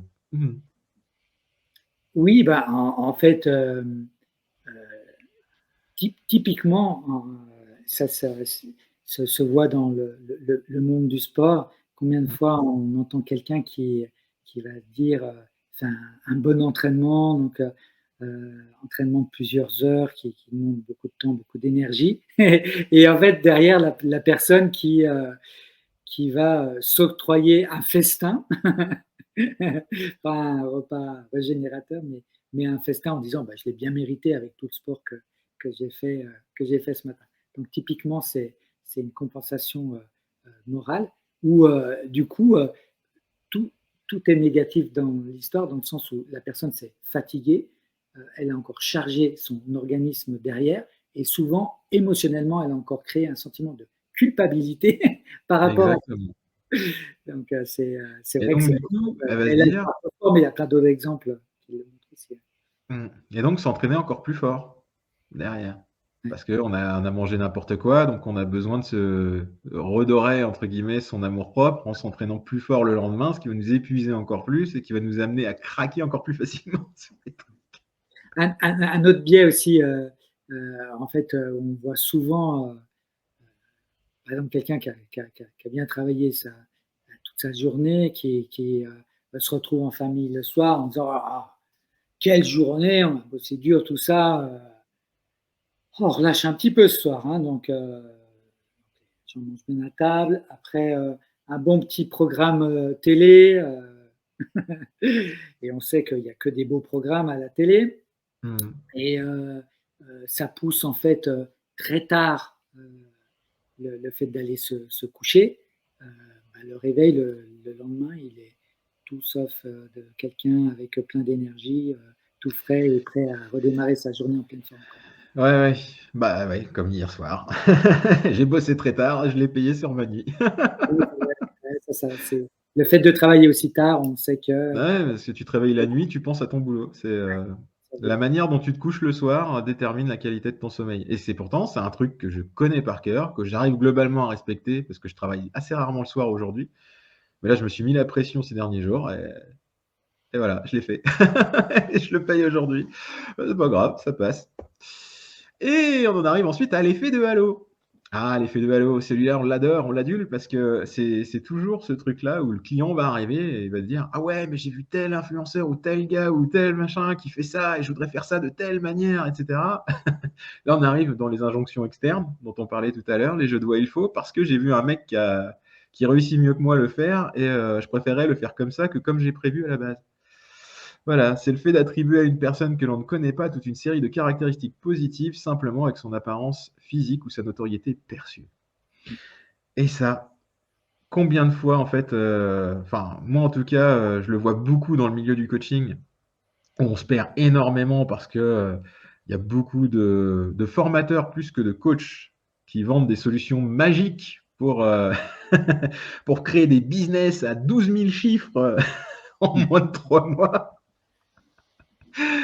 Et beaucoup de monde se fait avoir là-dessus, alors qu'ils s'amènent, ils font des tunnels de vente, des choses comme ça, à n'en plus finir, du marketing à n'en plus finir. Et en final, ça correspond pas du tout à leur façon à leur valeur, ça correspond pas du tout à qui ils sont. Et ils se perdent là-dedans littéralement. Et au bout d'un moment, ils pensent que c'est eux qui ont un problème. C'est ça qui est dingue. C'est alors en qu'ils fait, sont juste. c'est vrai que sur les réseaux sociaux, c'est Mmh. ce qu'on voit de plus en plus avec. Alors là, on est totalement dans l'opposé en faisant quelque chose de très long, mais Ouais. en fait, avec les réels qui sont extrêmement courts, alors où il faut Oui. envoyer un message choc. Simplement, quand on envoie un message choc comme ça, on tient ni compte du contexte, du terrain, on tient compte Ouais. de rien, quoi. Et du coup, une personne reçoit ça, elle dit ah ben voilà, je vais faire ça, c'est la solution. Mais peut-être que, alors je ne dis pas que la solution est mauvaise, la solution peut être bonne pour une personne dans un contexte bien donné, mais par contre, pour beaucoup, ils reçoivent ça complètement hors contexte et du coup, Ouais. s'ils l'utilisent, c'est juste la catastrophe. Oui, parce qu'en fait, c'est la constance et la persévérance, dans ce qu'on fait qui va amener des résultats sur du moyen long terme. Ouais. Si on passe son temps à se disperser en se disant: «Ah ouais, mais parce que là, on est dans la recherche d'une sécurité court terme, hein». C'est la fameuse, enfin, c'est ce dont on parle depuis tout à l'heure. C'est pour ça qu'il faut être très au clair avec son objectif. C'est que en fait, on est motivé par on a une motivation extrinsèque, c'est-à-dire on veut gagner de l'argent rapidement. Voilà. Par exemple, je prends le cas pour ce dont on parlait avec les coachs et cetera. Et là, du coup, on tombe dans les pièges parce qu'on veut que ça avance rapidement, parce qu'on a ce sentiment, cette peur du manque. Résultat des courses, bah derrière, bah on essaye une technique, mais ça va pas assez vite parce qu'il faut travailler longtemps pour que ça se développe. Ah, il y a un autre mec qui va nous parler sur une autre vidéo d'un super truc qu'il a essayé et en 3 jours, il a réussi à avoir tant de clients, machin truc, et tac, on va partir sur cette technique-là, et après sur celle-là, sur celle-là, sur celle-là. Sur les entraînements au niveau du sport, c'est pareil. C'est ah ouais, mais j'ai lu tel bouquin de tel mec qui fait ça, j'ai vu tel influenceur qui mange que de l'avoine, etc. Mais moi, quand je fais ça, ça me démonte le bide. Tu vois, donc je suis nul. Non, mais tu vois, ou alors ouais, il faut que je pratique impérativement le jeûne alterné. Ouais, d'accord, ok, mais est-ce que ça te convient? Je sais pas, est-ce que ça convient à Oui, ton alors entraînement? Ça, c'est un très bon exemple, que ce soit le jeûne intermittent ou aussi avec la notion du froid. Et j'ai eu dernièrement avec une amie cette discussion qui était assez intéressante. Euh, le froid a plein de bonnes valeurs, hein, d'aller dans l'eau froide en suivant un protocole. Il faut savoir ce qu'on veut faire, mais c'est vraiment très très bon. Mais une des règles de base, c'est qu'on soit quand même en bonne santé, que son C'est ça. système immunitaire soit bien. Ces personnes-là étaient vraiment pas bien à ce moment-là, et, euh, et du coup, je l'ai mise en garde. Et ce qui a été marrant, c'est qu'il a fallu qu'elle ait la confirmation, en fait, d'un docteur pour me dire, ah ouais, tu avais raison, hein. C'était marrant. Mais ça Non, mais montre. c'est exaspérant, mais tu vois, c'est la perception de l'autorité, quoi. C'est l'autorité perçue, tout simplement, quoi. T'as une blouse blanche, donc t'as raison. Pourtant, j'en ai vu des blouses blanches qui racontaient des conneries. Mais ouais, mais c'est ça qui est fou, quoi. C'est d'attribuer tout le temps, de pas comprendre que c'est la persévérance et la constance, en fait, qui donnent des résultats. Ah oui, C'est oui, tout. ça, Il n'y a pas d'autre recette, hein. C'est de se disperser avec l'effet de halo comme ça en permanence, mais en même temps, on se fait tout savoir. On a envie de tester de nouvelles choses pour que ça aille plus vite et que ce soit plus facile. Mais c'est le champ des sirènes, quoi. Et donc, bah, ça nous fait découler de fait avec l'effet de Dunning-Kruger, le biais de surconfiance. Parce qu'on a vu un gars qui nous a expliqué un truc et que lui, il a réussi, qu'il a fait tel truc. Donc, on essaye, on arrive à avoir des petites réussites au départ et après, bah, ça foire complètement. Voilà, on se retrouve à surestimer sa capacité à réussir quelque chose. Et finalement, on est confronté à des échecs. Et là, bah, c'est la fameuse montagne de la stupidité, comme on voit sur le graphique. Et finalement, l'ego en prend un gros coup en se disant ah bah mon sens ça marche pas ou ça marche plus ou ça me va pas, etc. Et bon, au bout d'un moment, on finit par comprendre qu'on a peut-être été trop vite, qu'on a mis la charrue avant les bœufs. On arrive dans la fameuse vallée de l'humilité. L'humidité parce qu'on a beaucoup pleuré ou alors on a beaucoup transpiré, c'est selon. Et ensuite, bah, on remonte, on commence à comprendre qu'on a besoin d'apprendre, de faire l'expérience un peu plus approfondie des choses, de travailler, de se faire peut-être accompagner d'ailleurs aussi là-dessus pour faire le bon geste, pour remettre en question des choses qu'on fait dans notre quotidien, dans notre manière d'aborder les choses, etc., de remettre en question et d'interroger correctement les choses. Ça, c'est essentiel. Et cet effet de Dunning-Kruger, on le retrouve à tellement de niveaux aujourd'hui, par le biais des réseaux sociaux, par rapport à tout ce qu'on voit dans les médias, même au niveau politique ou autre. On le voit en permanence, des gens qui surestiment très clairement leurs compétences et qui donnent des leçons à tout le monde. Moi, quand je vois des gamins de 18 ans qui se prennent pour des coachs, ça me fait juste halluciner, quoi. Je dis pas qu'ils ont rien à apprendre à d'autres personnes, mais souvent on confond le coaching avec voilà, j'ai appris à faire deux, trois trucs et je vais t'apprendre à le faire. Non, t'es formateur à la limite, mais t'es pas coach. C'est pas ça. C'est autre chose. Et puis il y a aussi le petit côté où ma femme est dans l'artisanat et puis le domaine du chocolat. Et en fait, chocolat, pâtisserie. Et c'est vrai qu'il y a eu toutes ces émissions en fait à la télé Ah oui, oui. qu'on mis en avant le meilleur pâtissier, le meilleur ci, le meilleur là. Et en fait, c'est assez marrant parce que quelque part, ça a impacté toute une génération qui a vu que le côté merveilleux que ça avait créé. Ouais, ouais, ouais, mais c'est du boulot, hein. Et de un, c'est du boulot, et de deux, ce sont des choses qui ne se vendent pas au quotidien. Tu vois, je veux dire, tu Ouais, ouais. pas de ça. Donc en fait, il faut ramener cette jeunesse avec dans en fait, ce que tu dois faire quotidiennement. Et puis, pâtisserie, chocolaterie, ça veut dire aussi que tu as du nettoyage, tu as des choses qui sont un peu moins glamour, un peu moins. Et c'est vraiment difficile, quoi. Et là, on vient aussi sur une autre chose qu'on avait discuté avant, c'est que quelqu'un qui a 20 ans de métier peut faire des gestes très précis et très sûrs. Et maintenant, en fait, là encore une fois, on a une nouvelle génération qui arrive, qui ne connaît pas la base, qui ne travaille qu'avec des machines, qui font tout. Maintenant, tu mets juste les ingrédients et ça te sort le truc derrière, quoi. Simplement, le jour où la machine ne fonctionne pas, ils sont mal. Ils sont très mal. Bah ouais, ouais, bien sûr, bien sûr. Mais c'est le biais en fait qui veut ça, hein. Quand tu regardes quelqu'un d'extrêmement compétent, tu as l'impression que c'est facile. Non, ça c'est vrai, ça c'est vrai. Eh ben non. Je te confirme, même dans le sport, c'est pas parce que tu vois ton Christophe se faire un Ironman à Hawaï que c'est facile. C'est pas simple, hein. Franchement, c'est C'était pas très bien. facile. C'était très Ah, bien. c'est pas facile. Ah non, je confirme, c'est pas facile, ça fait mal aux jambes. Ouais. Alors, ensuite, on arrive dans le biais d'optimisme, le fait de vouloir faire trop de choses et d'avoir des attentes complètement irréalistes. Et alors ça, que ce soit dans l'entreprise ou dans le sport, on est gratiné, hein. Et ça demande tellement d'énergie en même temps quand on se lance dans quelque chose qu'on est obligé de prioriser et de décaler dans le temps. Dans l'entreprise, c'est pareil. On ne peut pas se lancer en disant ah, je vais tout gérer, je vais prendre toutes les casquettes de la gestion d'entreprise. Il me faut le marketing, la vente, le machin, l'internet, d'avoir toutes ces casquettes-là pour maîtriser. Aujourd'hui, c'est pas possible. Contente-toi de faire le minimum syndical. Va rencontrer ton client, propose-lui ton service. Voilà. T'occupes pas du reste, tu verras après, quoi. L'autre chose aussi, c'est que Mm. on est très optimiste dans le fait de croire que tout va s'enchaîner notre journée parfaitement. Ouais, c'est ça. Et en fait, on laisse jamais des temps de libre entre deux un peu tampons qui disent ben voilà, tiens, si ça dure un peu plus longtemps, quoi que ce soit, je peux me refaire. Non, non, tout est l'un après l'autre. Forcément, c'est le principe du rendez-vous chez le docteur. Si on l'a à 8 heures du matin, ça va. Si on l'a à 17 heures, c'est foutu. Tu passes ta nuit. mais franchement, souvent au début, quand je vois, il y a toujours la question de l'organisation qui se pose dans l'anamnèse et alors, du coup, tu te fixes combien d'objectifs par jour? Comment tu gères en fait ton organisation? Et là, d'un coup, je vois un truc, mais c'est un sapin de Noël, quoi, l'agenda, quoi. Il y en a partout. Ils se font 8, 9, 10 objectifs par jour et après ils me disent ouais, j'arrive pas à les faire, machin truc, je suis pas assez efficace et tout. Bon, alors on va commencer par une chose très simple. Tu regardes ce qui est vraiment important pour toi de faire en ce moment, l'essentiel, le truc qu'il faut absolument que tu fasses pour avoir des résultats. Ça, c'est ton objectif principal. Et ensuite, tu prends 2 objectifs secondaires. Tu essaies de travailler un peu dessus tous les jours, mais si tu n'arrives pas à avancer, c'est pas grave.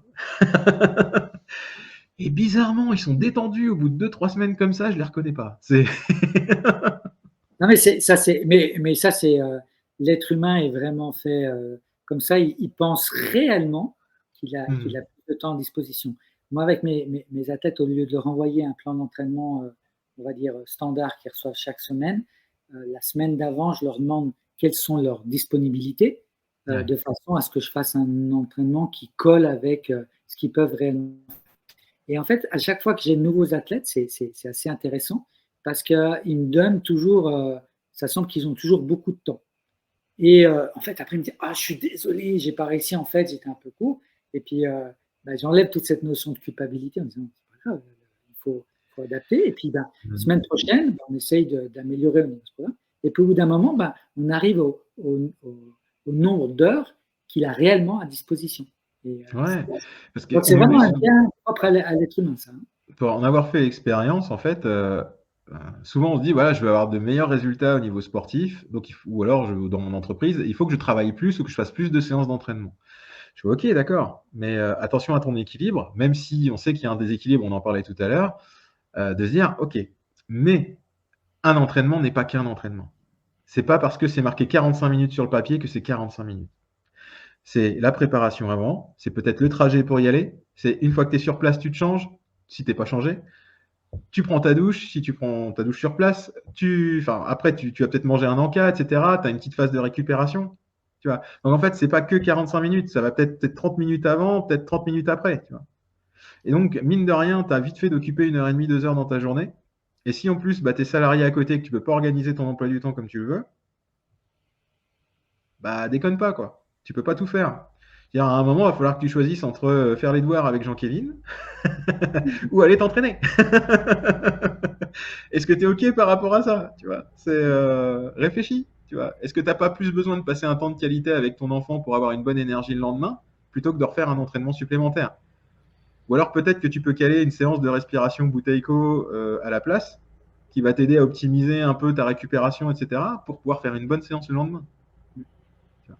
Il y a toutes ces questions-là à poser, en fait. Donc, c'est vrai que ce biais d'optimisme, il est hyper important de bien le cerner et de bien le cadrer. Et c'est pour ça que se faire accompagner justement par son coach là-dedans est essentiel. Le fameux biais du temps présent. Ouais, je veux faire du vélo, mais il pleut. Le court terme. C'est la façon dont on remet en cause en permanence ce qu'on doit faire à cause de l'actualité, quoi. Même si on a fait pendant des mois, si je reprends mon exemple d'avant, la personne qui va aller au vélo au travail, même si elle l'a fait pendant des mois et que ça lui a fait du bien, et ben, juste une petite pluie va faire de prendre la facilité, la tangente en disant ah ben je reprends la voiture. Alors que j'ai jamais vu quelqu'un fondre sous la pluie. Ah ouais, non, mais c'est pareil, tu vois, dans l'entrepreneuriat, et c'est rigolo parce que les gars que j'accompagne aussi, ça va être je veux me faire une journée de prospection, mais bizarrement, ce jour-là, ah bah ouais, mais j'avais plus rien dans le frigo, il fallait que j'aille faire les courses à Carrefour. Ouais, puis il y a un tel qui est venu me voir, etc., à la maison, donc je pouvais pas le mettre dehors. C'est quoi ta priorité, quoi? C'est c'est ça, en fait, faut y penser. C'est un tel, tu peux le voir plus tard, tu peux le voir le week-end, etc. Mais là, c'était important que tu fasses cette prospection-là. Ouais, il y a tellement, c'est un exemple parmi des milliers, mais c'est quelque chose qui revient souvent. Ensuite, le biais d'ancrage. Eh oui, changer une habitude, là, c'est pas simple. Comment tu vois ça, toi? En fait, c'est vraiment parce qu'entre l'intention de changer une habitude et le fait qu'elle soit ancrée, ben, il y a un certain temps. Alors après, il y a plusieurs chapelles, on va dire, là-dessus, du nombre de jours que ça va prendre. Et qu'il y a, hein, je pense que ça n'a jamais été prouvé scientifiquement. Mais en gros, moi, pour être pragmatique, ce que je tendrais à dire, c'est que, encore une fois, si on est dans la consistance et on essaye de reproduire cette nouvelle habitude de plus en plus souvent, bah, au bout d'un moment, bah, ça devient une nouvelle habitude qui est ancrée en nous. Par contre, il faut le faire un certain temps. Et ça dépend un peu des personnes. Il y en a, et puis du type d'habitude, bien sûr, qu'on veut changer. Hein. Bah ouais, c'est pareil, parce que c'est ce que je te disais tout à l'heure. C'est pour créer une nouvelle habitude, il faut l'énergie derrière. Donc l'énergie, ça se manifeste comment? Bah, par des flux hormonaux équilibrés, par avoir les ressources nécessaires pour avoir les bonnes hormones, les bons neurotransmetteurs, pour avoir ceci, enfin, pour être capable de digérer correctement, etc. Alors, il y a tout un ensemble de choses. Et c'est vrai que quand on veut créer une nouvelle habitude, bah, on a besoin, par exemple, de dopamine. Mais si on est épuisé, si on n'a plus de testostérone, si on n'a plus rien, si on n'a plus ce désir d'avancer, etc., parce on est trop dans les choux, bah, prendre une nouvelle habitude, c'est compliqué. On a plus vite fait de prendre une mauvaise habitude que de prendre une bonne habitude. C'est-à-dire une mauvaise réponse à un problème. Enfin, typiquement, je déprime, donc je vais bouffer du sucre. Une mauvaise réponse à un problème. Alors qu'en fait, ce que tu as besoin, c'est peut-être d'avoir de meilleures relations, de rencontrer du monde, de prendre du plaisir dans ton quotidien plutôt que de travailler comme un acharné à ton boulot en permanence. Tu vois, il y a plein de choses comme ça qui peuvent être vues. Donc, changer une habitude, effectivement, c'est très très énergivore. Et bah oui, c'est toujours le côté, oui, mais on a toujours fait comme ça. C'est pour ça qu'on appelle ça l'ancrage. Oui, mais on a toujours fait comme ça. Oui, mais c'est comme ça qu'on me l'a dit, ça a toujours été. Ça, c'est là où je vis, dans le Limousin, les agriculteurs, c'est leur spécialité. Oui, on a toujours fait comme ça. Ouais, mais on peut interroger la façon de faire les choses quand même, hein. Est-ce que c'est efficace? Ok, d'accord, on se pose pas de questions. C'est toujours. Et là, en fait, si on peut refaire le lien avec la projection qu'on disait avant, plus vite on se projette à qui est-ce que je veux devenir, quel est le nouveau moi, plus on peut continuer à changer cette habitude dans le temps, quoi. Ouais, tout à fait. Donc, ensuite, eh ben, on a le fameux biais de disponibilité. Ouais. Celui-là, il est pas mal, moi j'aime bien. Ouais, là, c'est toujours, on aime bien cette histoire de vélo, mais c'est vrai que la personne prend pendant quelques mois son vélo pour aller au travail. Elle est très contente, elle dit à tout le monde que c'est super, elle n'a plus besoin de prendre sa voiture, et puis elle est dans le bloc de la société, tout va bien parce qu'elle prend son vélo, impeccable, tout va bien. Et puis, patatras, un jour elle crève, elle pousse son vélo pour Ouais, faut le réparer, faut C'est quand même assez similaire à la généralisation, en fait. On a un pépin, mais ouais, parce qu'il a été très désagréable ou ça nous a pesé vraiment, ça nous a bien gonflé, ben on en fait une généralité, ça va toujours être comme ça. C'est toujours cette appréhension du ah ouais, et ça devient un frein en fait systématiquement, ça crée une friction systématiquement. Ah ouais, mais non, je vais peut-être plutôt prendre la voiture si jamais il m'arrive encore un truc. Tu vois. Et, alors que finalement, il y a peut-être. Ouais. c'est c'est, heu, c'est toujours, de ce côté où, on oublie complètement le gain et Ouais. on a la peur de perdre quelque chose. C'est tellement énorme, quoi. Bah oui, et si tu recrèves, qu'est-ce qui se passe? Rien faire. Ah oui, ça vient aussi de l'autre biais, la version de la perte, qui est aussi assimilable à la traduction de la peur, en fait. Parce que la peur, c'est exactement ça. Le langage de la peur, c'est la version de la perte. C'est toujours, j'ai 3 fois plus de chances de perdre quelque chose que d'y gagner quelque chose. Donc, comme on voit toujours le risque plus grand que le gain, mais parce que c'est instinctivement programmé comme ça dans notre système, mais quand on le sait, après, on peut le déprogrammer un peu, on a de l'influence dessus, bah, systématiquement, on va pas avoir envie d'y aller. Ah ouais, mais il y a une chance que je crève. Alors, ouais, mais potentiellement, tu fais peut-être 300 trajets en vélo dans l'année et ça se passe bien. C'est toujours la même chose. Donc là, on va en arriver aux solutions. Ça va être beaucoup plus court. Ça va être beaucoup plus court parce qu'on a quand même donné pas mal de clés au cours de cette émission. Là, on va essayer de donner des choses qui vont simplifier un petit peu la situation. Alors, la première, c'est de mettre du fun. Ça, c'est ce que tu aimes faire, Christophe. De mettre du fun, de la gamification. Et moi, ce que j'aime faire aussi, c'est la préparation et l'anticipation. Bah, de toute façon, on fait ça tous les deux, mais c'est vrai qu'on n'a pas, on met l'accent plus sur l'un ou sur l'autre, mais c'est vrai que c'est comme ça, quoi. Donc, toi, Oui, comment tu mettrais du fun et de la gamification, par exemple? bah, en fait, soit quand on n'a pas réussi à faire quelque chose, on se flagelle, on se culpabilise, on n'y est pas arrivé. Soit on y tourne un petit peu à la dérision et puis de dire ok, c'est bon, tu as gagné pour aujourd'hui, mais demain, je prends ma revanche. Et, Ouais, c'est vrai, de personnifier cette partie et, un peu sombre qui nous décourage, qui négocie toujours négativement, quoi. et en fait, on va dire que si par exemple on prend par rapport à ce qu'on mange à la diététique, bon, euh, on va pas tout remettre en cause parce qu'une fois dans la semaine, on a mangé un peu plus riche, on s'est un peu lâché, on va dire. Bon, bah, c'est pas grave, c'est pas parfait, mais c'est absolument pas grave. Donc, on ne culpabilise pas avec ça. Bien sûr, si ça se reproduit tous les jours, il faut peut-être revoir un peu la méthode, parce que là, il y a un problème. Mais voilà, c'est vraiment. Et sur ça, c'est pour ça qu'il faut rendre les choses un peu plus légères et puis vraiment pas prendre au sérieux là-dessus, parce que j'avais lu aussi un truc qui était super intéressant, c'est que notre dialogue interne est très violent. Ah Et oui. si on parlait à nos amis comme on se parle à nous, on n'aurait Mm. absolument plus d'amis. Ouais, non, on est excessivement dur avec nous-mêmes, oui, Donc, effectivement. C'est notre soyez, éducation qui crée ça. exactement, soyez plus, plus sympa avec Bah oui, j'avais vu ça justement. J'ai plus le nom. Je crois que c'est un jeune adulte de 18 ans a entendu près de 23 000 heures de remarques négatives. Et comme il faut compenser, je m'étais amusé à faire le calcul, c'est que pour compenser une remarque négative, il en faut 3 positives. En gros, il aurait fallu qu'il passe le reste de sa vie sans en entendre une autre remarque vous. négative pour pouvoir restaurer son estime de lui. Tu vois. C'est une vie entière à te faire saucer, à te dire que t'es merveilleux. Tu vois. Mais Mais, bon, après, ça pourrait être aussi un, un autre sujet, mais hmm, par exemple, on peut voir ça à travers les réseaux sociaux. Euh, hmm. il y a plein de likes avec de bons commentaires. Euh, on va s'arrêter sur le commentaire négatif. Donc, Ah on va oui, bah avoir oui, c'est un un truc de dingue. négatif pour, je dis n'importe quoi, 200 positifs, et ben, on va s'arrêter sur ce négatif. Et, et ça, en fait, là encore, ça revient un peu dans la gamification, mais c'est quelque chose qui m'a beaucoup aidé. C'est au lieu de prendre vraiment le côté négatif et encore une fois de culpabiliser, de se flageller, prendre en disant, OK, quelle est l'opportunité derrière ce message? Et ça Ouais, change complètement la donne. ouais. Et moi, je mets beaucoup l'accent.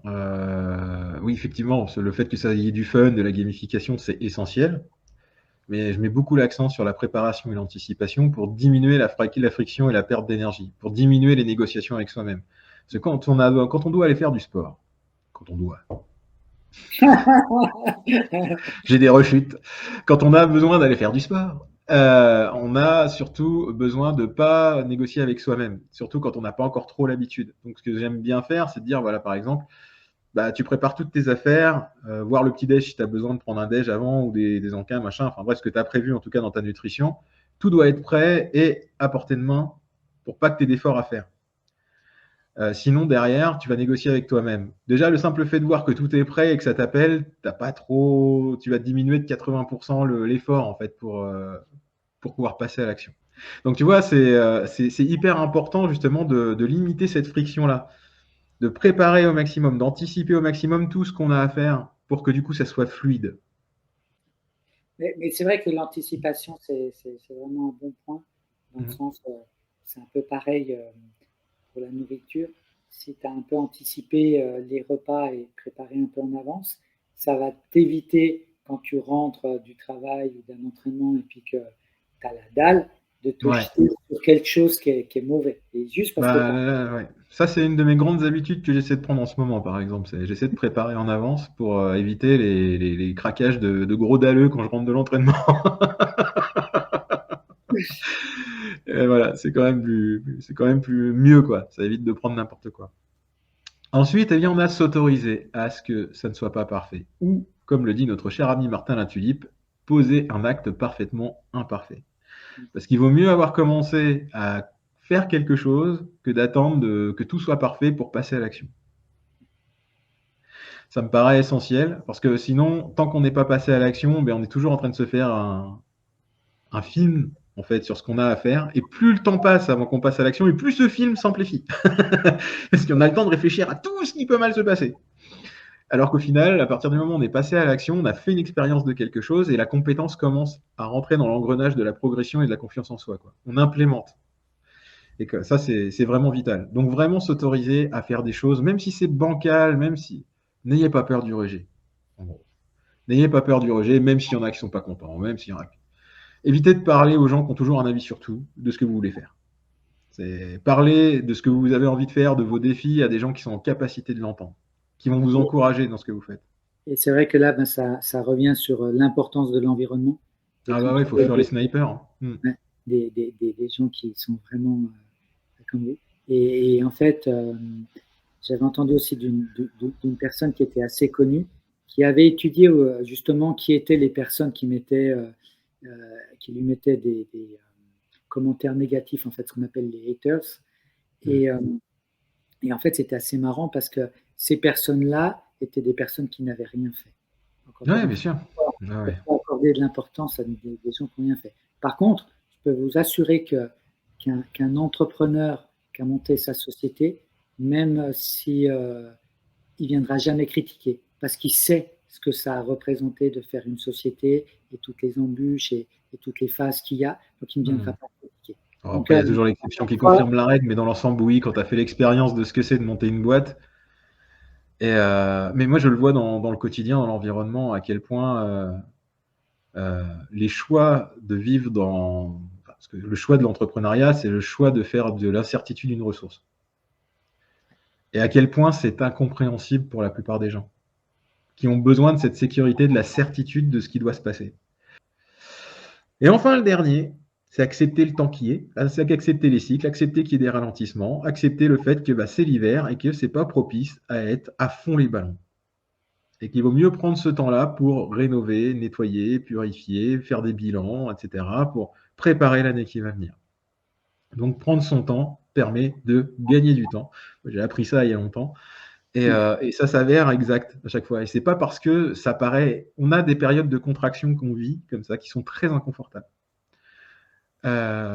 Mais c'est comme la respiration, et tu connais bien le sujet sur la respiration, c'est pas une contraction est souvent et toujours suivie d'une décontraction. Parce qu'on a cette période-là de contraction. Après, on va pouvoir inspirer, on va pouvoir expirer, et ça va être comme ça. La vie est faite de contraction et de décontraction. Il y a des périodes qui vont être difficiles au début, après ça va se simplifier, on va se décontracter, ça va repartir, et c'est toujours des cycles. Et tant qu'on n'a pas accepté ça, et qu'on est toujours dans la réprobation, dans le refus de vivre des moments négatifs, des inconforts, des douleurs, etc., en fait, on va s'empêcher d'apprendre la leçon que veut nous apprendre la vie. Et la vie veut juste nous apprendre à grandir à chaque fois et à devenir de plus en plus autonome, et puis finalement, d'être heureux, en fait. L'inconfort nous apprend à devenir heureux. Je pense que c'est ça l'essentiel. C'est-à-dire qu'une fois qu'on a réussi à traverser cet inconfort, eh bien, on découvre le bien-être aussi qu'il y a derrière et on découvre la valeur de ce que ça a. Parce que quand c'est trop facile, on n'y tient pas en général. C'est pas pour rien qu'il y a autant de gens qui courent l'Ironman aujourd'hui. Hein. C'est parce que c'est le fait de se dépasser soi-même, d'aller chercher au plus profond de soi des ressources qu'on pensait insoupçonnées, de se dire au départ je me croyais pas capable de le faire et finalement d'accomplir quelque chose qui est incroyable parce que c'est quand même pas rien. Quand même, entre la natation, le vélo et la course, ça fait quand même combien en moyenne? Ça fait dans les 13 à 17 heures d'épreuve, hein, quand même, pas loin. Les premiers maintenant, ils arrivent en pro à faire en 8h30, mais Ouais, c'est mais c'est les pros. Ouais. La limite, bah, elle se double, hein, parce que la limite est à, je crois, 17h, je crois, pour ceux qui font plus longtemps. Mais moi, je dis toujours, on m'a souvent posé la question, en fait, pourquoi je faisais encore des Ironman, parce que des fois, il y en a, ils veulent juste cocher la case, une fois que c'est fait, ben, on ne fait plus. Ouais. Et en fait, ce qui est toujours intéressant, c'est en fait, c'est cette dernière ligne droite en fait, qui mène à la ligne d'arrivée. Il y a toujours ce plaisir de s'être vaincu soi-même quelque part. Et franchement, quelle que soit sa place, si on est perdu dans les tréfonds du classement, c'est quelque chose personnel qui est très fort et qu'on ne peut pas. Je l'ai fait, quoi. Je l'ai fait. Et ça, c'est important parce qu'on revient un peu à ce qu'on voulait dire à travers ce podcast, c'est cette authenticité et ce qu'on vit de l'intérieur. Ouais, et puis on crée une nouvelle norme, hein. On crée une nouvelle réalité. C'est-à-dire qu'une fois qu'on a fait ça, en fait, ça devient quelque part notre nouvelle ligne de départ. Peu importe, hein, que ça soit dans l'entreprise, quand on arrive à la développer, quand on arrive à atteindre le chiffre d'affaires, quand on arrive à atteindre son objectif qu'on s'est fixé, quand on arrive à courir son premier Iron, sa première course, n'importe quoi, n'importe quel objectif qu'on s'est fixé, quand on arrive à franchir les premiers paliers, d'où les micro-objectifs, quand on arrive à franchir chacun de ces paliers-là, en fait, ça devient une nouvelle norme, une nouvelle réalité. Donc, quand on essaie de nous décourager derrière, après on dit non, c'est bon, ouais, ça va, je l'ai déjà fait. Hein. Si je l'ai fait une fois, je peux le faire deux. Arrête d'essayer de me décourager. Et après, en fait, on se dit, bah ça devient une nouvelle marche pour monter un cran plus loin, et un cran plus loin, et un cran plus loin. Tant qu'on y trouve du plaisir, et tant qu'on y trouve de l'épanouissement, bien sûr. Mais c'est génial, en fait, de se dire que ça, d'un coup, ça devient notre nouvelle réalité. Je trouve ça dingue, moi. C'est génial. Bon, ah bah écoute, on a fait un roman fleuve aujourd'hui. Je pense qu'on a quand même bien balayé le sujet. J'espère en tout cas que vous y avez trouvé beaucoup de valeur. Si vous avez des questions, n'hésitez pas à prendre contact directement avec nous, à nous mettre un commentaire, parce qu'on va le publier sur YouTube. Donc n'hésitez pas à nous mettre un commentaire en dessous, à liker, à partager autour de vous, puisqu'on en a besoin pour faire connaître ce podcast et en même temps, eh bien, pour que ce contenu ait de l'intérêt pour les gens, en tout cas, qui ont besoin de ces informations-là. N'hésitez pas à nous dire non plus quel type de sujet vous voudriez qu'on aborde, si vous voulez qu'on approfondisse des choses dans ce qu'on a dit aujourd'hui.